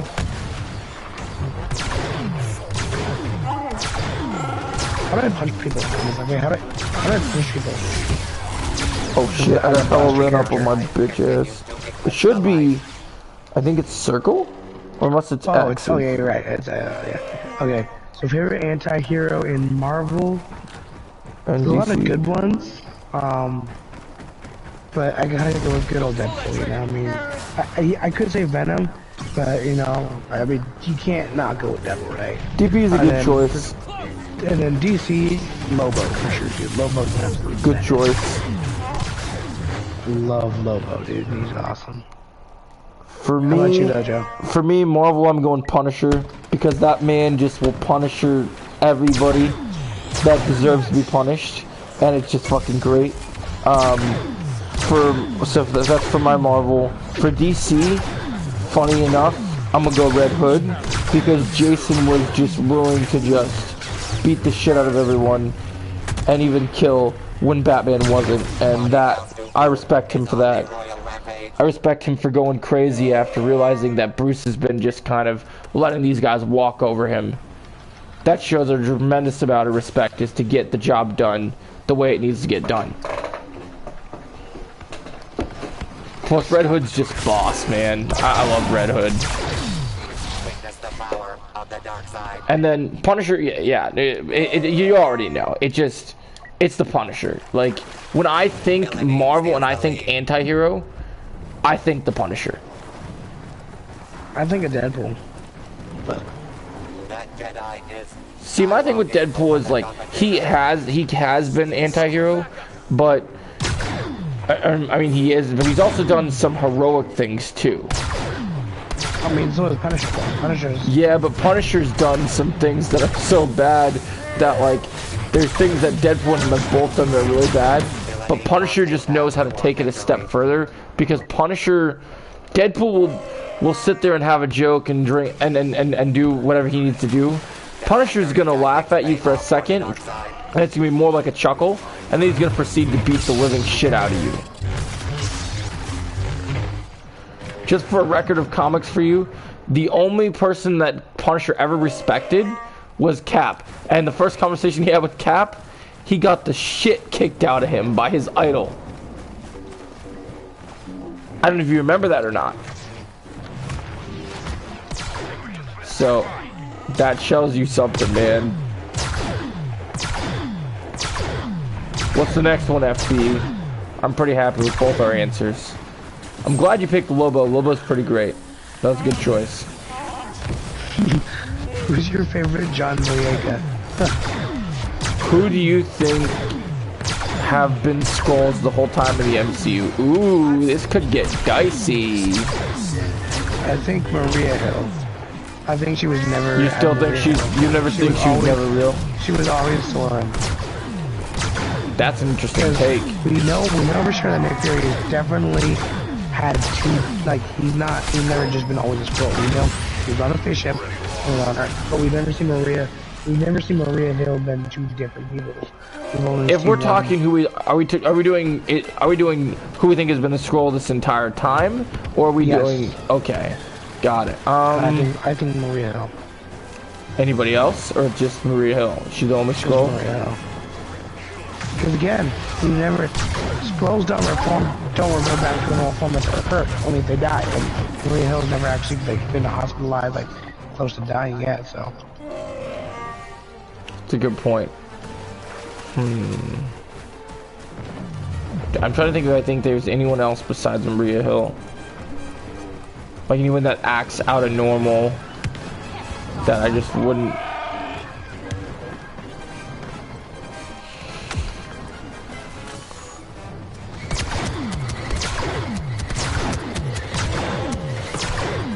Who would I say the scroll? come on, Joe, hurry up with your answer before FBA asks his next question. Dang, he already did. Oh crap. Yeah, I'll just say Maria Hill because I can't think of anyone else. All right, we're good. Come on, Joe. You could have said. You could have said. Really, Joe? You could have said. You could have said.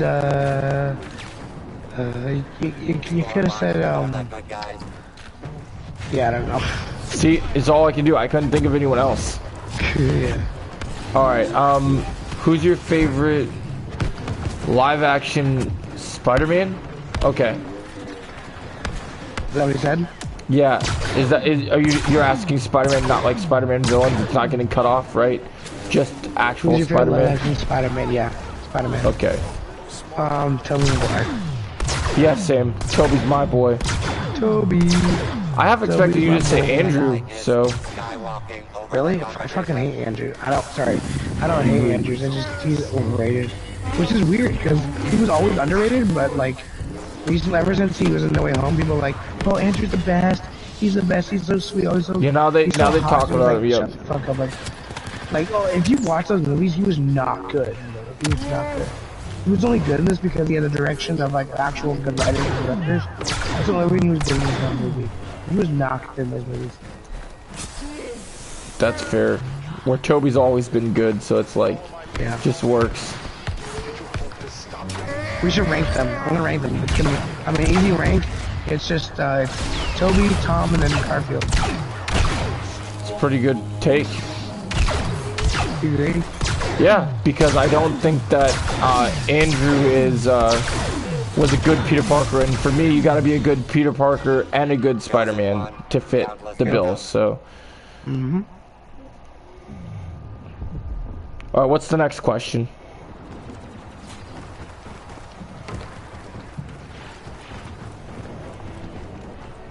I know why you say Toby. I just like Tom a little bit more. I don't know why. It's okay. It's probably because you're younger. How dare and you might. How dare you, FB? And maybe you didn't grow up in that generation. Unsubscribe, unsubscribe, FB. You're not allowed here anymore. Damn. Shit. I mean, he gives us lots of fun questions. He's just teasing. Nah, man. All right. Who's C? What do you mean C?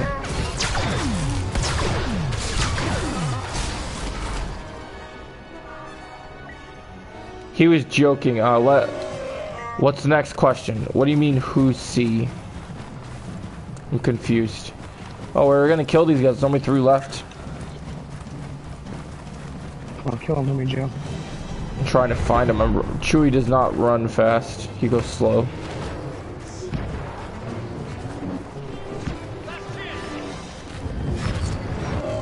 Alright, come on, Kylo Ren. Die, please. Get him.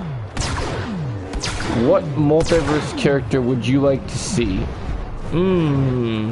So are we talking like a variant of another character we haven't seen yet? Or what do you mean by multiverse character?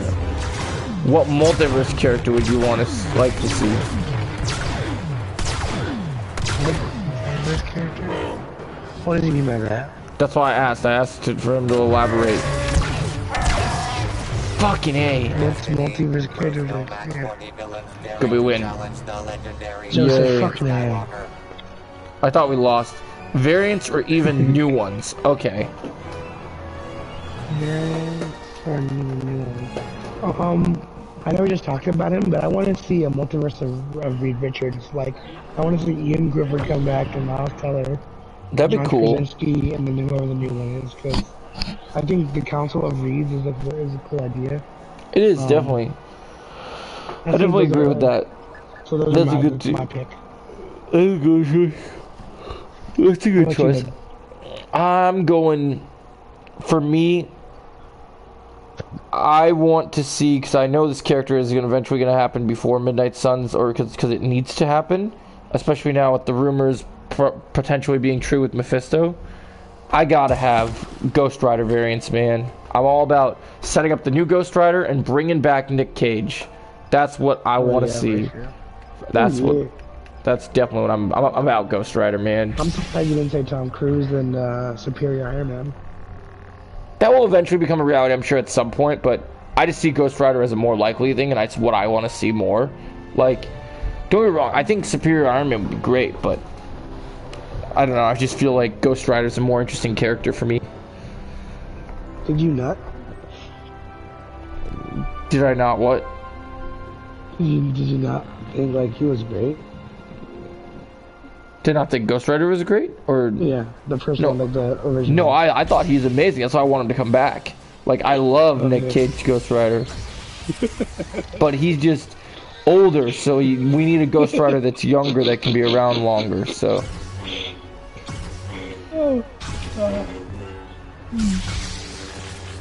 What did you not like Nick Cage Ghost Rider?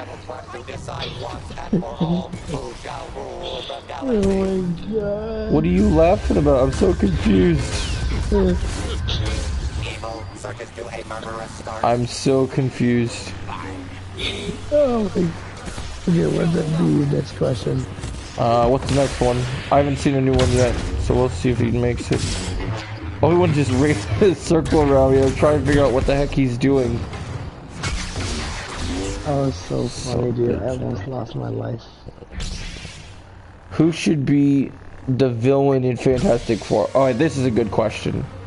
I would like it to be... Wait, are we talking about the first, are we talking about the next one? Like the Fantastic Four movie, yeah. Yeah. Oof. I'm gonna say Annihilus. I think Annihilus should be... You think for the first movie you want to go that deep? Yeah, well, it's not that... See, the thing about Annihilus is you don't need him to be like a returning character. Like, he can be one, like, kind of like how Bill was. We're doing better than Bill. He can be a one-and-done character for me. I just need to see him, because you don't need to bring him back like a ton. Like, he's a powerful character, but, I mean, the thing is, don't do Doom, because, I mean, Doom's been done to death. Like, Well, no, they're not gonna do him in Fantastic Four. If they do him in Fantastic Four, he'll just be an end credit scene. Like, I don't think he'll be the main villain. So, so I say Annihilus, but who do you think? I just am a fan of, like, when they take villains that are silly and make them more serious. So I'm going Mole Man, dude. I'm thinking Mole Man would be pretty sick. Wait, dude, are you serious? Yeah. Mole Man as the villain for the Fantastic Four, the new reboot movie. Yeah. Everyone's expecting. No. It doesn't matter who the villain is. You want to see the Fantastic Four. Yeah, but not, man. You need a stellar villain for that first movie. You don't need... But that's the thing is, like, you want Mole Man to be. A lot of these movies have reinvented D-list villains, so I want to see. But not fucking Mole Man. What's wrong with Mole Man? It's Mole Man. Trying to think of Fantastic Four villain that I'd want other than Doom, and obviously you took Annihilus, so I said Mole Man, FBE, and Playboy Parker said Annihilus. No, you know what? I'm gonna change my answer. I came up with a better one. I want Franklin Richards, actually. That would be awesome. Do you know who Dr. Franklin Richards is? That's his son, right? What did he say? That's his son. No. It's not Richards as in, like, Reed Richards. It's like a different Richards, but... Hold up. What character would you like to see Wolverine interact with? Well, I've already given this question, quite a bit of thought. If it can happen, a variant of Tony Stark for me is the #1 list. Because in the comics, Tony Stark and Wolverine. Because the question was, what characters would you like to see Wolverine interact with? Oh, okay. And I picked a version of Iron Man because I like their banter. I'm gonna go with Spidey, dude. I think Spidey and Wolverine would be good. Yeah, Spidey's a good choice. It'll be kind of like Deadpool, except Spidey will be completely. See, that's why I didn't say Spider-Man, because everyone says Spider-Man because they want to see Spider-Man, and yeah, it just makes sense. But it's a good choice.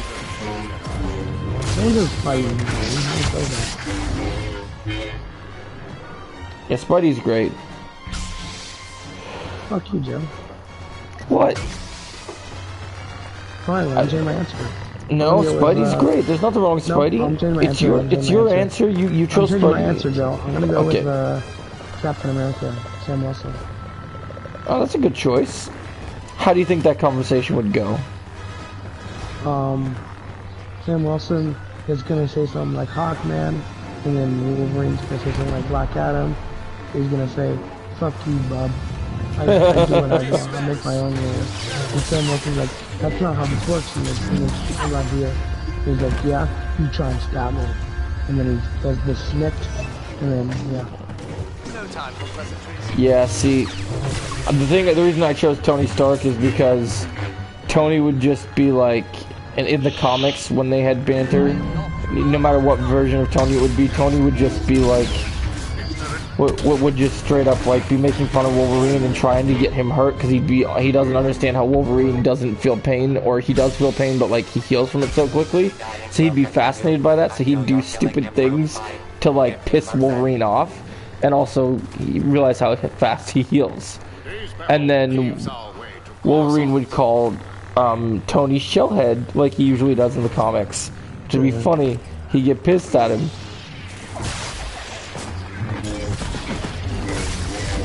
I think that would be a fun dynamic.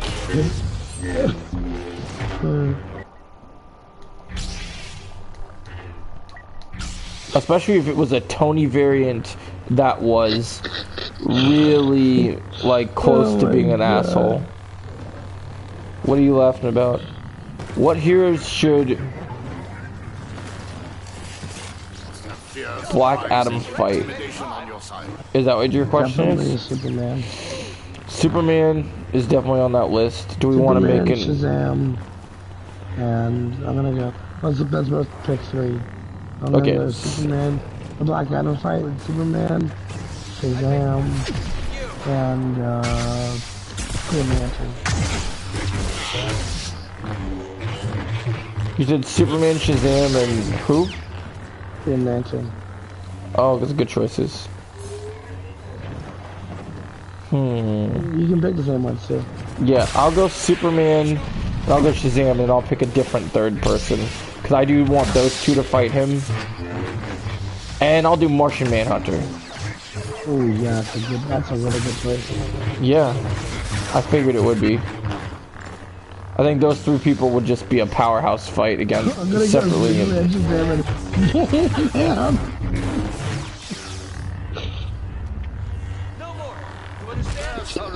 What did you say? What? Don't laugh. Why are you laughing? It's funny, Joe. What's funny?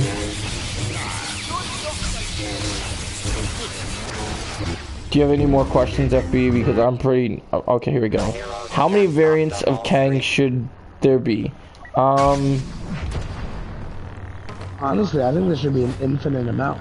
Yeah, there should be an infinite amount. That's the whole conflict with it, is every time they kill a Kang, there's gonna be another one to take its place. Also, the thing to take in mind is, like, when they decided to call the next Avengers movie Avengers Kang Dynasty, I have a feeling that you're gonna see a scene where the Avengers fight multiple Kangs. Yeah, for sure. And I would do it where not all the Kangs look alike. Like, they would all be different, but they might look... Yeah. Hey, one player, welcome. So yeah, I think that would be one way I would do it. Yeah, I agree. Infinite is fair.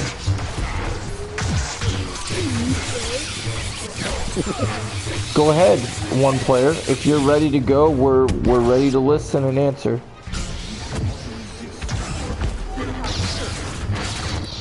And then after this last set of questions, I'm gonna need to go to bed because I'm getting pretty tired and I have to get up for class.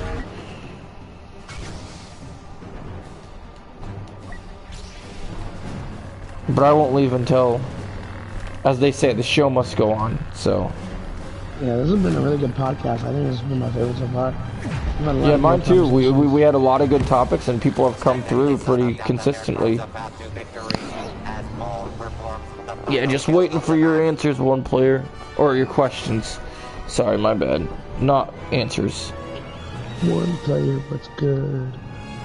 One player, these nuts. Will come back. How do you think Wolverine will come back? Here's my thing. I think it's gonna be. I don't think it's. We definitely know it's not the same Wolverine that died. Yep. Because they're not undoing that. James Mangold confirmed. He said this is not the same Wolverine. This is a different one. It's gonna be a variant Wolverine. Now, depending on which one it is, it could be the X-Men 97 Wolverine. It could be the one from Days of Future Past. We don't know. It could be, but it's definitely a variant. So if they could do more of the X-Men 97, that would be amazing. Because what would be amazing to me if they could do this, and this would be such a genius move, if they could take these, because like we saw that Charles Xavier, right? They played the 90. You're picking mine? Okay. Yeah. They played the 97 theme with Charles, right? In Multiverse of Madness. Who do you want me to be? You gotta be what a good one. You gotta be Emperor Palpatine. Joke's on you, I'm good as Palpatine. Sure, buddy. No, you're good with anybody. Like you're good with I don't. That's fair. Who do you want me to be? I want you to be. I'm not gonna be mean. I'm not gonna make you be BB-8 because I already tried that once. Yeah, no. I'm gonna make you be Bosk. Fuck. Okay. He's got some pretty good stuff. He's got yeah, so I think it's mostly going to be... I think I agree, yeah. Definitely a Wolverine variant. The next question is, do you think Steve Rogers is still alive and could help bring Tony back with the Soul Stone?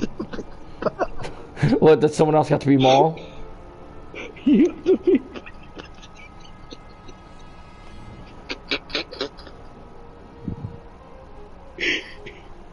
You have to be Palpatine. It's fine. So, and to answer your question, one player, Steve Rogers being alive is possible, but... What did he say? What was the question? He said, do you think that Steve Rogers is still alive? Couldn't help. Okay, that... Not at all, no. I wasn't done. I was just answering the first question, and then I was going to break it up to the second part. So okay. my take was going to be, do I think Steve Rogers is alive? Possibly. Could bring Tony back with the Soul Stone? Negative. They're not going to undo Tony's death. If Robert Downey Jr. comes back in Secret Wars, it will be another variant of him. It will not be our Tony. And I think, honestly, I think it's safe to say that he is alive, because if they wanted us to know he was dead, they would have told us already. I agree. I don't think... Yeah. Captain America I personally have always said that I want to see a Clint Eastwood old style, like in one of the rated R movies, like Deadpool something, like whether it's Deadpool 4 or whatever it is. I want a movie with the old man Cap just like unleashing on people. Like just the fact that like when Cap was... It would be awesome. It would be awesome if Cap just like... had lost his mind and just like, since he doesn't have his super soldier serum anymore, he just starts beating the crap out of people like Nobody style. Have you seen Nobody? Bob Odenkirk? Yeah. Yeah. Like he would be like what's his name? The dude that was in Back to the Future in that movie. What's the actor's name? I'm trying to think. Who played Doc Brown? Why can I not think the name? There's a name of the actor, and I'm trying... Oh, Christopher... Yeah, Christopher Lloyd. Yeah, he'd be like him in that movie. Yeah. Just have a bunch of weapons and just go crazy.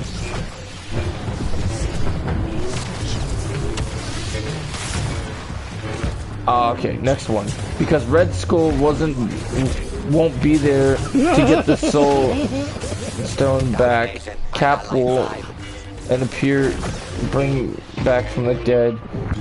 I'm confused. Because Red Skull won't be there to get the stone back, and Cap will have it, can apparently bring someone back from the dead. What the fuck is he saying? I think he's just elaborating on the fact that I mean, because Red Skull won't be there. No, yeah, I just don't think it's gonna be. They wouldn't do that because. Also, Cap went to put the stones back. He wasn't gonna make another deal with the stones because he knows using the stones is gonna cost him something. And like Thanos said, you know, I used the stones to destroy the stones, so he's not gonna try and mess with them further.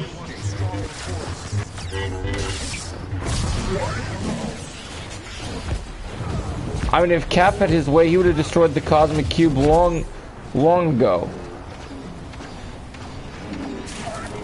What's the future for Superman, do you think? Well, I do think he'll get another solo movie. I think he will fight Black Adam. I think way later down the line, especially with the new leadership involving James Gunn, there will be a new Justice League and he'll be at the forefront of it eventually. What are you laughing about? What's the future for Superman now? I think they're just gonna move ahead with this character, whether or not he be with the Justice League or not. They're just gonna move forward with the Man of Steel.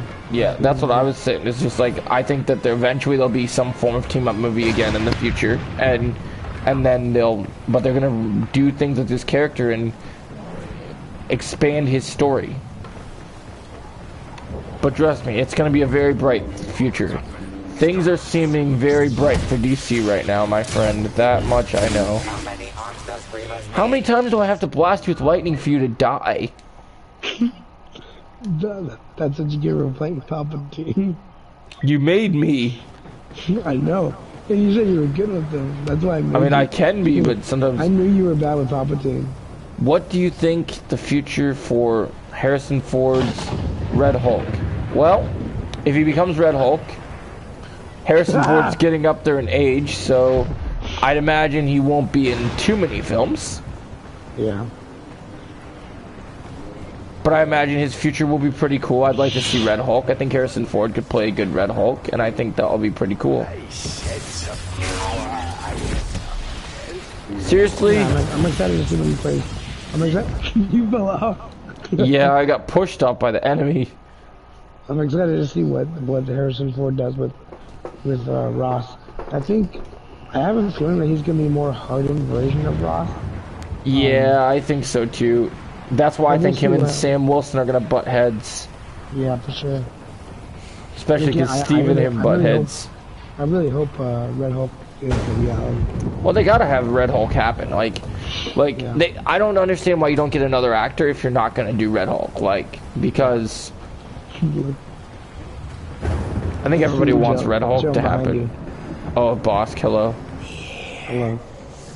So thin and tepid. Why do you look like that? What do you mean, why do I look like what? You're walking around like that. Because that's how he walks. Do you think there will be more than one Black Panther now after Wakanda Forever? Yes, I do. I do not think that Shuri will be the only Black Panther after Wakanda Forever. Yeah, I agree. I think she's definitely not going to be the one forever. Like, she's not going to be. She's not.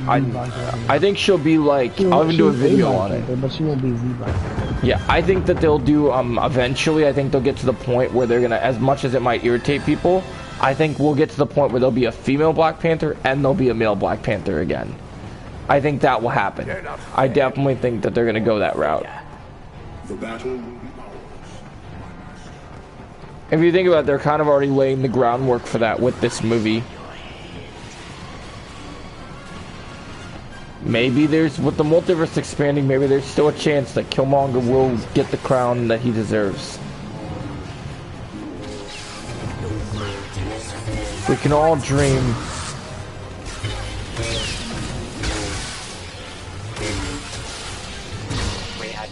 Really, Ray? You died. To Ray, which is even worse. Really? Really, Ray? I was pissed. Fuck Joe. You want to play Palpatine next round? Be my guest. No. That's what I thought.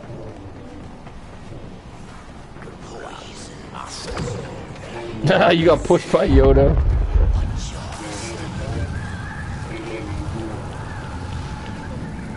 Ooh, that's an interesting take.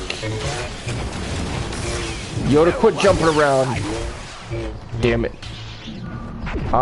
What's your favorite sword in Marvel Comics? So, like, of all the characters, their swords that they have, that's what we're talking about? What? So wait, can I say that? What is your favorite sword in the Marvel Comics? You want to take this one, Joe? I'm thinking, because there's a lot of swords in Marvel Comics.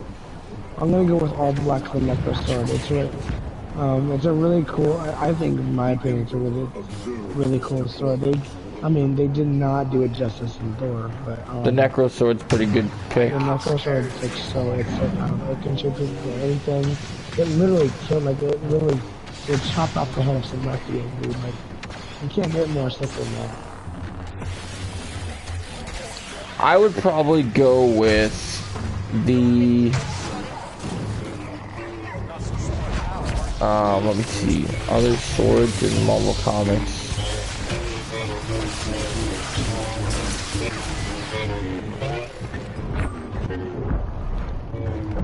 Come on, Joe. Think of something. I'm thinking. What's the name of Blade's sword? Blade's sword. I don't know. Like, it had a name, right? Wasn't there something special specific I about don't think it? it has a name. I think it's just called Blade's sword. Blade. Oh, you know whose sword? You know who's my favorite sword? I just thought about it. I would probably choose Magic's sword from New Mutants. You remember Magic, or did you not see? Oh, Magic's, yeah, her. Yeah, that'd be a cool sword. Yeah, that'd be a good sword to have. Yeah, that's a cool. I thought you were gonna go with the ebony blade, the black knight sword. Oh, that's a good choice too. I forgot about that sword. Yeah, it's a very powerful sword. I have not thought about Eternals in so long, honestly. It didn't cross my mind.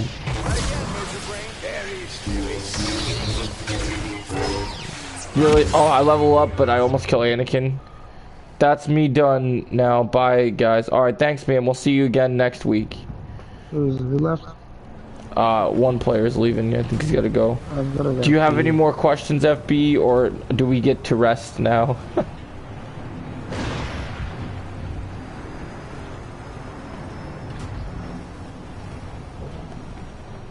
Joe, you played as Palpatine.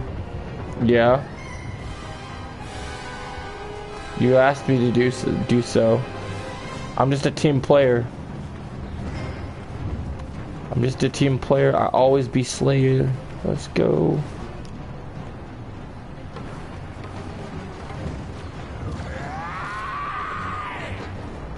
Dag Maul, you pissed off Maul. I find your lack of faith disturbing.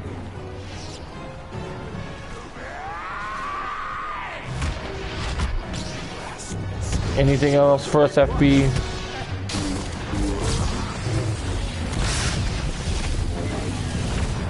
That's the FB. What'd you say? You're just saying name, I was saying your time out. Yeah, I'm just asking because I see it says he's still in here, so I'm asking if he had any more questions. Okay, here we go. Would you like to see a project for Kate Bishop on her own? You mean besides the Hawkeye show? Like a Young Avengers Kate Bishop? It depends. I mean, that's a good question. Let's see. Kate Bishop.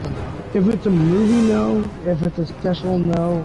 Let's say it's Hawkeye season 2, right? Yeah. Then probably yes, because she technically is Hawkeye now. Like, she Yeah. is Hawkeye, so I would say yes. This is due, because I don't expect Jeremy Renner to come back. I mean, the show's called Hawkeye. There's more than one Hawkeye, so there's not Yeah. gonna be different. Yeah, I agree. I mean, we count the Hawkeye show, then season 2. Yeah, I'd be down. Movie special, no, but yeah, I think that's pretty good. All right, final question, and then we're getting out of here. Oh, it's already super early.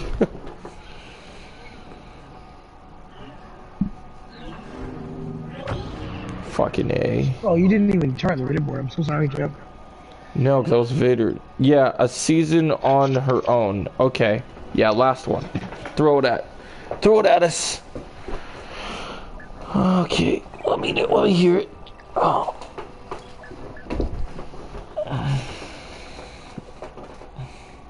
Jeffy says, do you not? Would you like to see... Ooh. You asking about Gotham Knights progress from DC? Yeah, I see potential in that. Yes. I see potential in that, absolutely. I've always been a big rooter of that. I mean, I heard that there was talks that the TV show might still...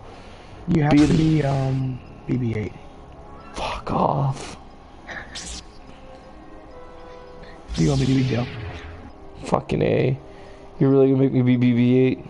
Yep, you have to be BB-8. Fucking A. Yeah, I like, I love the idea of the Gotham Knights. I think the Batman family is constantly slept on, and it's very underrated, and I think that more of that would be great. And yeah, I'm down. Who do you want me to be? Who are you not good with? I'm not gonna tell you that. You're not gonna tell me? I want you to be Leia. Alright. I mean, with Nightwing and Red Hood, yeah, I know exactly who you mean. That's exactly what I'm thinking.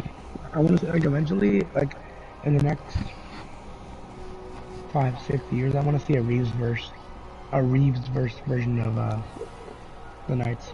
Well, that's what I want to see. That's what I've told people is like, I hope that Matt Reeves doesn't think that he's going to do this entire universe with just all Batman by himself the entire time, because that's going to, that will get kind of, how do I say this in a nice way? We had so many movies of just Batman movies. It would be nice. What makes a character grow interesting is their interactions with other characters. So to see him grow, you got to see him get a Robin. You got to see him have a mentor, or not a mentor, but have an apprentice that becomes his equal. You know, those are the things we want to see.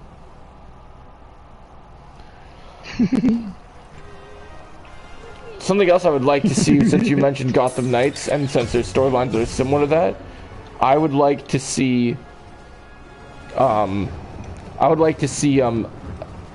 do a Batman that Bruce has passed the mantle to Dick Grayson. I would love to see Dick Grayson succeed from being Nightwing and move on to being Batman for whatever, it's a movie or whatever it is, just a brief time. Having to step in and be Batman, I think, would be cool. Because they've done it in the comics, they've done it in the animated stuff, but they've never done it in the live-action movies. And I think it'd be cool. So that's my take on that. I'm gonna get killed over here. But I'm gonna try. If I get a kill with BB-8, I will be amazed. Yep, nope. No kill. I don't know if you know the game Smash Brothers. I'd love to see a cinematic universe. Yeah, that'd be cool. I mean, I think they're kind of hinting at it with everything going on with Sonic and Smash Brothers and everything. Yeah, I think they could probably do something like that. The new Mario trailer, they have. I think they're setting it up for them. I think they actually. Yeah, they definitely are setting it up. I agree. I think that could happen. For you though, Joe, what movie in the Nintendoverse do you want to see next after Mario Bros? I want my Zelda movie, bro. I want to see some Zelda, man. I want to see Samus, dude. I want my Metroid movie. Samus would be cool too, but I don't know. I just think Zelda would be cool.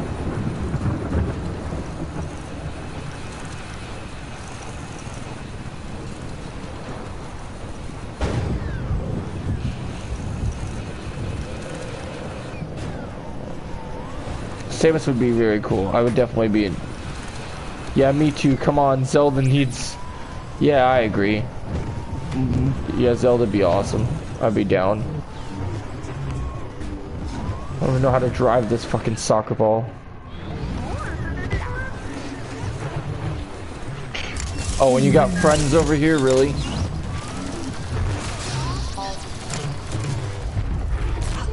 Does this thing do anything useful? Alright, see you next time, man. Take care. Oh, this match is gonna go on forever. Can already tell.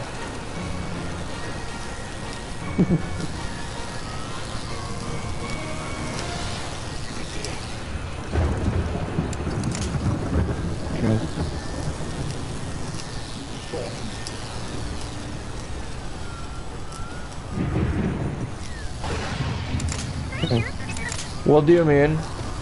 You're BB-8. I know I'm BB-8. I want to kill myself.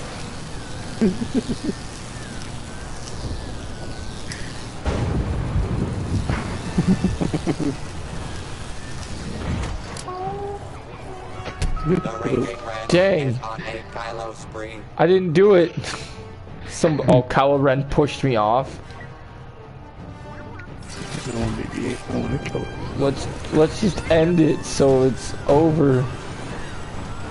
I'm tired. I don't want to live in this torment anymore.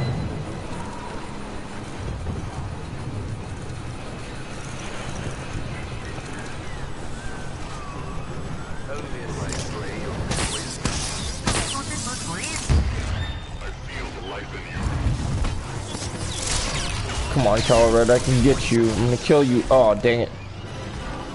I took some health away at least. Why BB-8 was ever created for this game, I'll never know.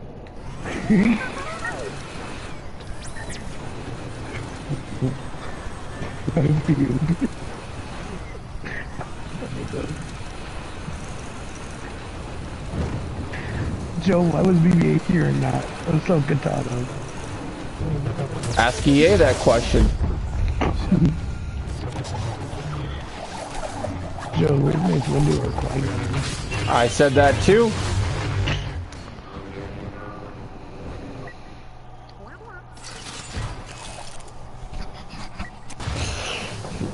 It's over, let's just accept defeat, call it good. Joe, are you gonna fight back? I'm trying, but I'm dying. Why are you so bad in the game? I'm trying to shock him, but he just hurts me. Vader just decapitated me. That did not feel very good.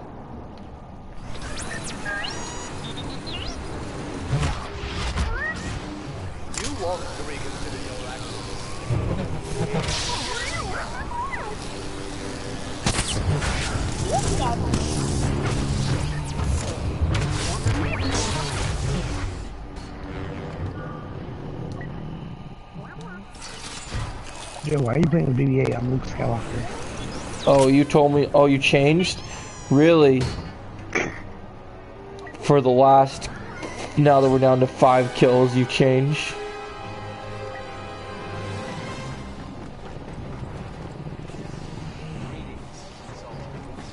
I didn't even know I could change because you were like, oh, you gotta be BB-8. And I was like, oh, that's lovely.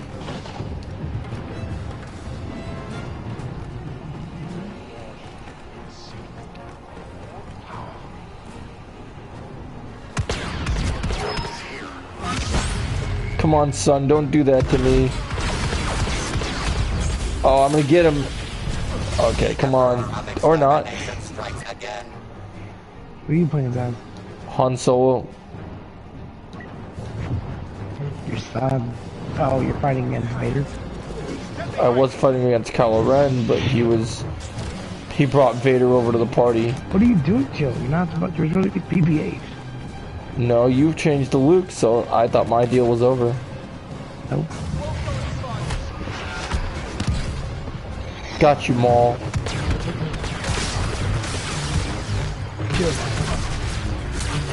Yep, there we go. It's over. Have a good night, guys.